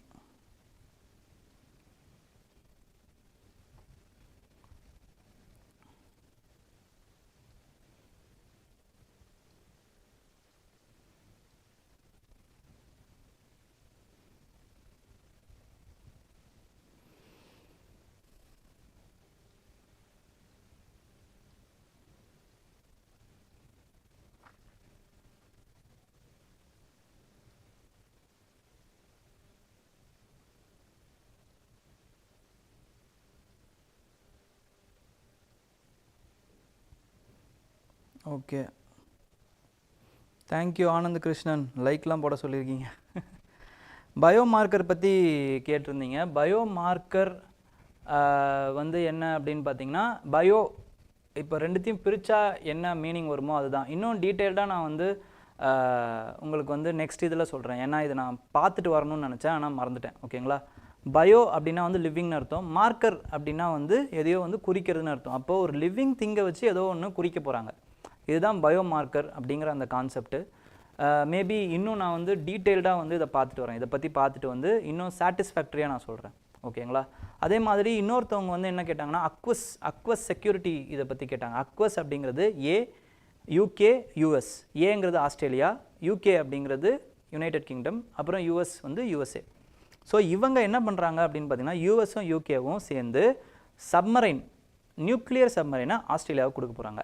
இவ்வளவு தான் அக்வஸான இனிஷியேட்டிவோட இது. ஓகேங்களா, அப்போ அக்வஸ் என்ன பண்ணுறாங்கன்னா, இதையும் நான் முன்னாடி நடத்தியிருக்கேன். ஓகேங்களா, அக்வஸ் பற்றி நடத்தியிருக்கேன், ஒருத்தவங்க கேட்டாங்க, அதனால் சொல்கிறேன். அப்போ இவங்க என்ன பண்ண போகிறாங்க அப்படின்னு பார்த்தீங்கன்னா, பசிபிக் ஓஷனில் அந்த இண்டோ பசிபிக் ஏரியாவை வந்து இன்னும் அந்த டிஃபென்ஸ் மெக்கானிசம் வந்து இன்னும் வலுப்படுத்துகிறாங்க. ஆஸ்திரேலியாவுக்கு வந்து அவங்க அந்த நியூக்ளியர் சப்மரீனை கொடுக்கறதன் மூலமாக. ஓகேங்களா, அதே மாதிரி மியூல் அக்கௌண்ட் பற்றியும் கேட்டிருந்தாங்க. மியூல் அக்கௌண்ட் அப்படிங்கிறது என்னென்னா, ஒரு ஃபோர்ஜரின்னு கிடையாது. இப்போ வந்து எனக்கு ஒரு அக்கௌண்ட் இருக்குது. இப்போ என் அக்கௌண்ட்டை நான் என்ன பண்ணுறேன் அப்படின்னு பார்த்தீங்கன்னா, பிளாக் மணி டிரான்சாக்ஷன்ஸுக்கு யூஸ் பண்ணிக்கிறதுக்கு ஒருத்தர்கிட்ட கொடுக்குறேன்னு வச்சுக்கோங்களேன், ஏதோ ஒரு for some amount of commission. Then these kinds of accounts are called as mule accounts. ஓகேங்களா, அப்போ என்ன பண்ணுவாங்கன்னா, டிராஃபிக் பண்ணி, அதாவது வந்து black money transaction, money laundering பண்ணுறவங்க இந்த மாதிரி வந்து தேர்ட் பார்ட்டி அக்கௌண்ட் வந்து யூஸ் பண்ணுவாங்க. யூஸ் பண்ணி அவங்களுடைய அந்த பிளாக் மணியை லாண்டர் பண்ணுறதுக்கு யூஸ் பண்ணிப்பாங்க. These kinds of accounts are called as mule accounts. Okay, international ரிலேஷன்ஸ்க்கும் எத்திக்ஸுக்கும் செப்பரேட் கிளாஸஸ் அப்லோட் பண்ணுங்க சார். Okay, sure.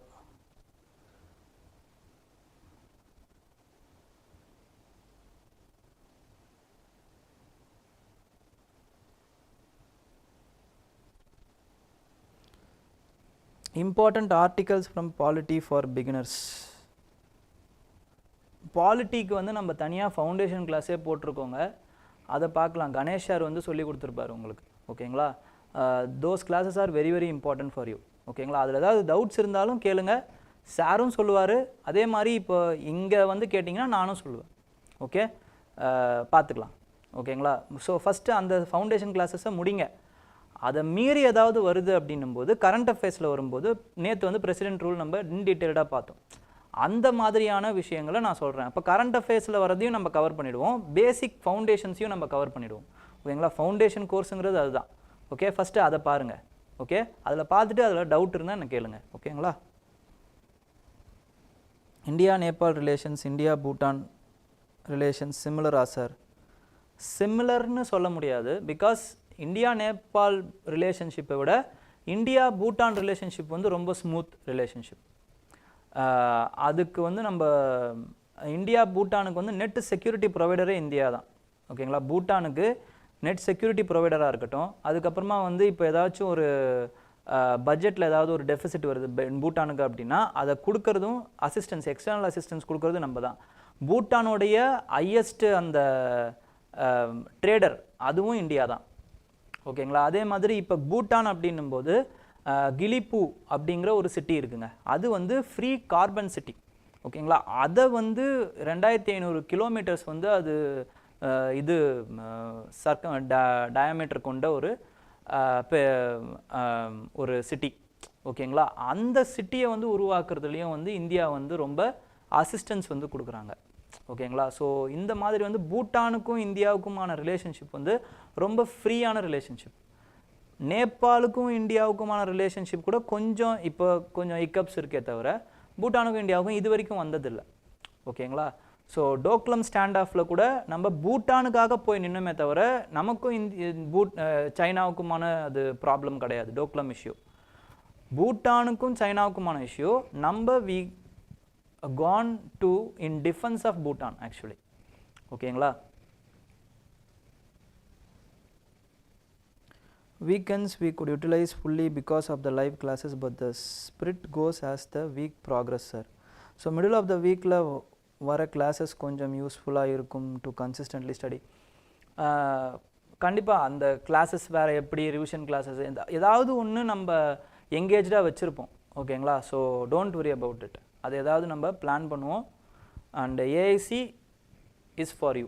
ஓகேங்களா, ஆஸ்பிரன்ஸ்க்காகவே இருக்கும். Okay, all you need is your commitment. ஓகேங்களா, கமிட்மெண்ட்டோட படிங்க, டவுட்ஸ் ஏதாவது இருந்தால் கேளுங்க.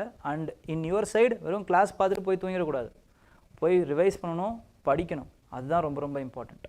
ஓகே,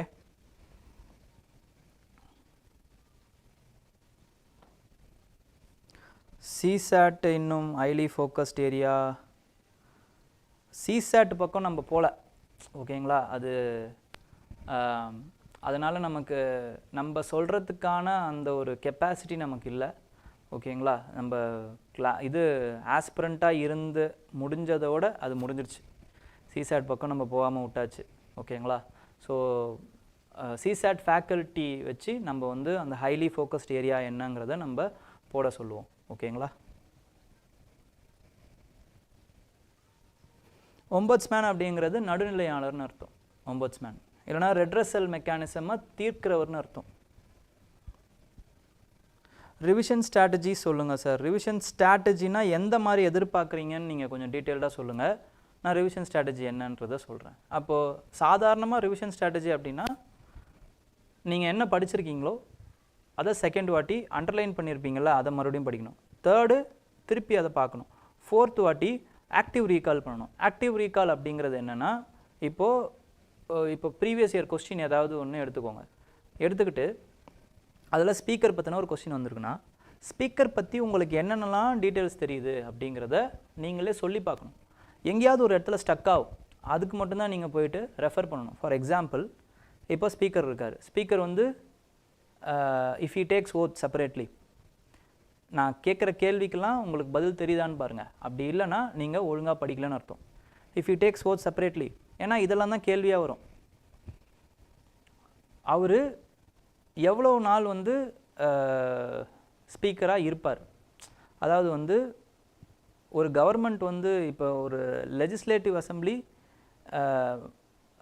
ஒரு பார்லிமெண்ட்ரி லெஜிஸ்லேட்டிவ் அசம்பிளி இது டிசால்வ் ஆகும்போது ஸ்பீக்கர் வந்து டிசால்வ் ஆவாரா, இல்லை அதாவது வந்து ரிசைன் பண்ணணுமா, இல்லை அவர் எப்போ ரிசைன் பண்ணணும்? ஃபர்ஸ்ட் ஆஃப் ஆல்ஸ் ஃபஸ்ட்டு யார்கிட்ட அவர் ரிசைன் பண்ணணும், அவரோட date of the speaker's election is decided by whom, fixed by whom, ஆப்சண்ட்டாக இருக்கும்போது whom can be replaced, வேக்கண்ட்டாக இருக்கும்போது whom can be replaced.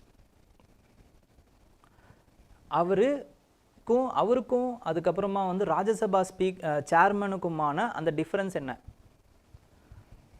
ஸ்பீக்கருடைய அந்த இல்லைனா வந்து டிஸ்மிசல் ரெசல்யூஷன், இம்பீச்மெண்ட் ரெசல்யூஷன் வந்து டேபிளில் இருக்கும்போது கேன் ஈ ப்ரிசைட்,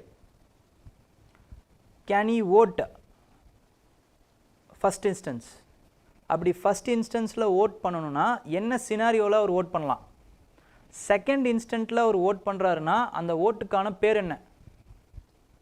ஸோ இந்த மாதிரி அதுக்கப்புறமா வந்து ஜாயின்ட் சிட்டிங்கில் அவரோட ரோல் என்ன? இப்படி நமக்கு ஸ்பீக்கரை பற்றி என்னென்னலாம் தெரியுமோ அது எல்லாத்தையுமே நம்ம ரிவைஸ் பண்ணணும். This is called as active recall.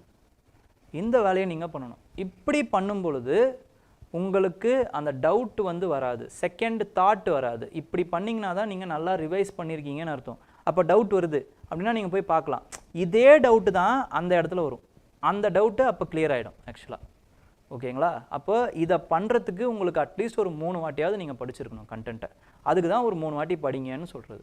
இப்போ 4வது வாட்டி நம்மளால் ஆக்டிவாக ரீகால் பண்ண முடியும். ஆக்டிவாக ரீகால் பண்ண அடுத்த வாட்டி ரீகால் பண்ணுவீங்க, அடுத்த வாட்டி ரீகால் பண்ணுவீங்க, யூ வில் பி ரெடி.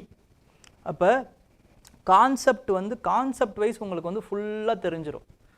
அப்போ உங்களால் வந்து ஏதோ ஒரு விஷயத்தை வந்து எலிமினேட் பண்ணியோ இல்லைனா ஏதோ அந்த எம்சிக்யூ ஆப்டிடியூட் அதை வச்சு ஏதாச்சும் பண்ணுறதன் மூலமாக நம்மளால் போட முடியும். ஓகேங்களா?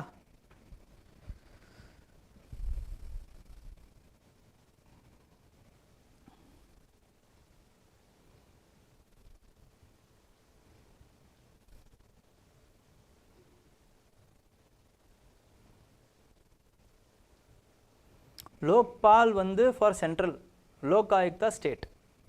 ஓகேங்களா? அதுதான் அதுக்குள்ள டிஃப்ரென்ஸ் ஜென்ரலாக சொல்லணும் அப்படின்னா. நெக்ஸ்ட்டு நம்ம நெய்பர் கண்ட்ரிஸ் நம்மக்கிட்ட குட் ரிலேஷன்ஷிப்பில் இருக்க மாட்றாங்க, என்ன ரீசன் அப்படின்னு கேட்டிருக்கீங்க.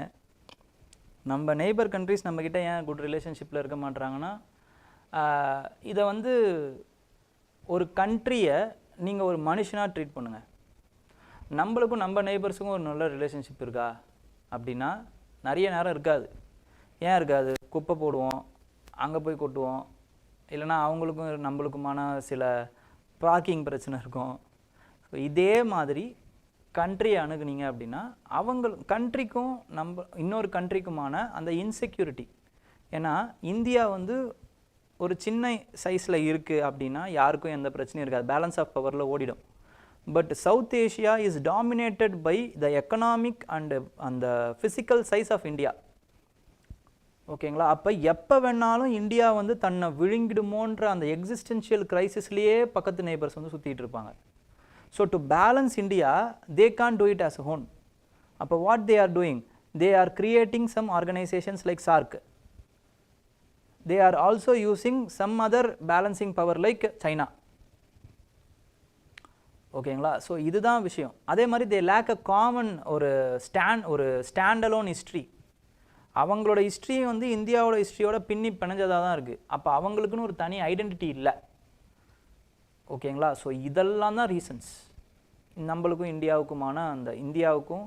அதுக்கு பேர் என்ன சொல்லுவாங்கன்னா small neighbour big brother small neighbour சிண்ட்ரோம்னு சொல்லுவாங்க. ஓகேங்களா? ஒரு சிண்ட்ரோம் அது ஆக்சுவலாக. அதுவும் one of the reason. Identity crisis அப்படிங்கிற அது லேக் ஆகிறது one of the reason. They are intimidated by the size and economic power of India. ஓகேங்களா? military strength of India. So இது எல்லாம் காரணமாக இருக்குது. ஓகேங்களா?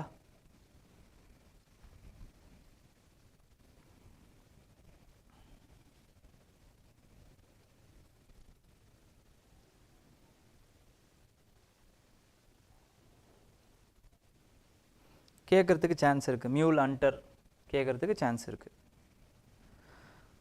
Okay, thank you.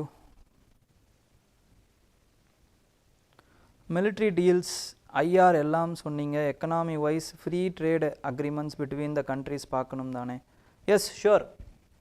Economy wise free trade agreements with what are all the regions, what are all the countries which we are having free trade agreements அப்படி பார்த்து வச்சிங்கன்னா நல்லது.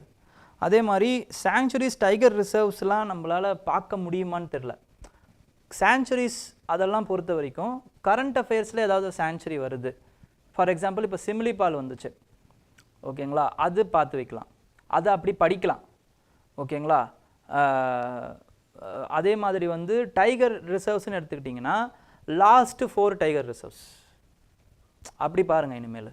ஏன்னா கிட்டத்தட்ட 52 டைகர் ரிசர்வ் இருக்குது. இது எல்லாத்தையும் உட்காந்து படிச்சுக்கிட்டு இருந்தீங்கன்னா படிக்க வேண்டியதுக்கு நீங்கள் டைம் ஸ்பெண்ட் பண்ண மாட்டீங்க.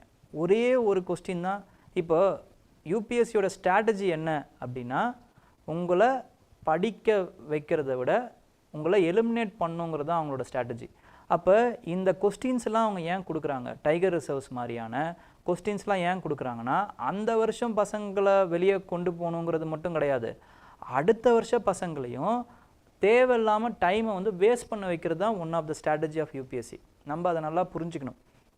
இப்போ உட்காந்து நீங்கள் டைம் யூபிஎஸ்சி அந்த டைகர் ரிசர்வ்ஸுக்கு, அதுக்கப்புறம் ராம்சார் சைட்ஸுக்கெலாம் உட்காந்து டைம் வந்து யூஸ் பண்ணுறீங்கன்னு வச்சுக்கோங்க, ஓகேங்களா? அப்போ டைம் வேஸ்ட் பண்ணி படிக்கிறீங்க. நீங்கள் நல்லா தான் படிப்பீங்க, பட் படிக்கிறீங்க அப்படின்னா இப்போது ராம்சார் சைட்ஸ் கிட்டத்தட்ட வந்து 80 சைட்ஸாக மாறிடுச்சு. 82 85 சைட்ஸ் இருக்குது. அதே மாதிரி டைகர் ரிசர்வ் ஒரு 52 சைட் இருக்குது. இப்போ இது எல்லாத்தையும் நீங்கள் படிக்கிறீங்க, எவ்வளோ கொஸ்டின் அவன் கேட்க போகிறான்? 10 கொஸ்டின் கேட்டுருவானா? ஒரே ஒரு கொஸ்டின் தான் கேட்க போகிறான்.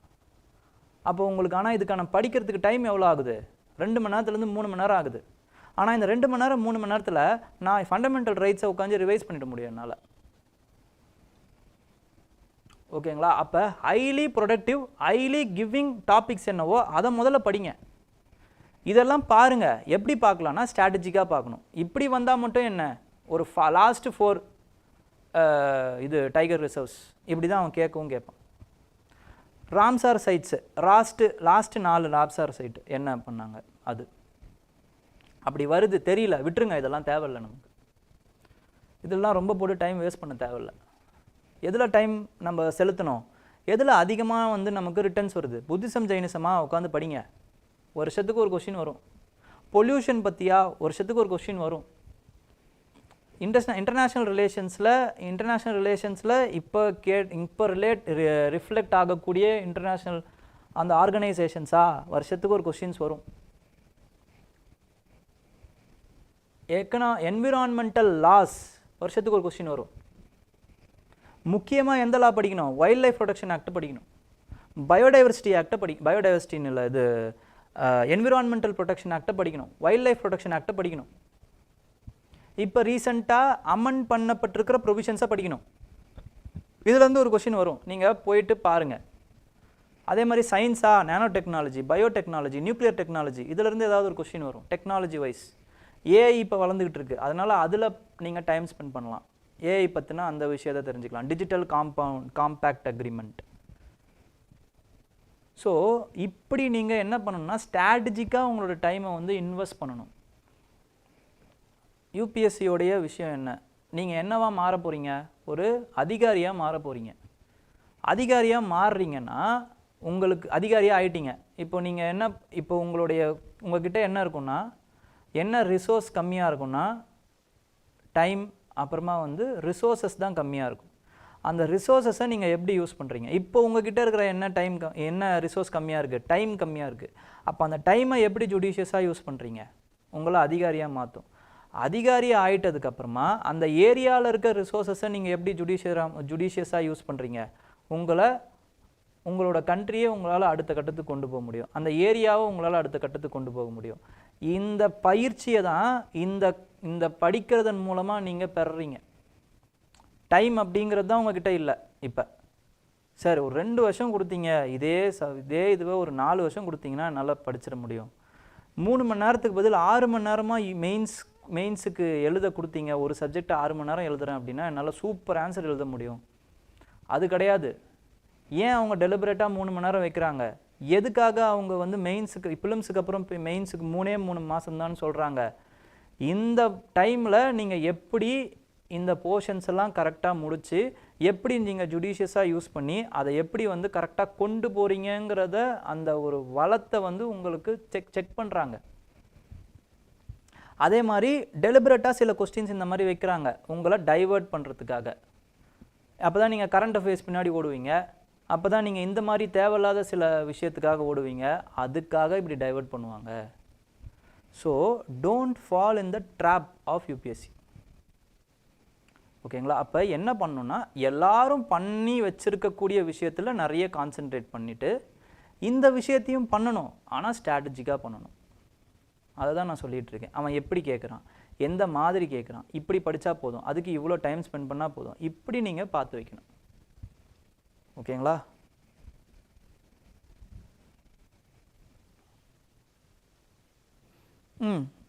மேப்பும் ரிவைஸ் பண்ணலாம், மேப் ரிவைஸ் பண்ணலாம், மேப்பில் கான்சன்ட்ரேட் பண்ணுங்கள். ஓகே, ஸோ எல்லாரோட டவுட்ஸும் கிளியர் பண்ணிட்டேன்னு நினைக்கிறேன். And thank you for your participation. வேறு ஏதாவது டவுட்ஸ் இருந்தால் கேளுங்க, இல்லைனா we can wind up the session. Thank you.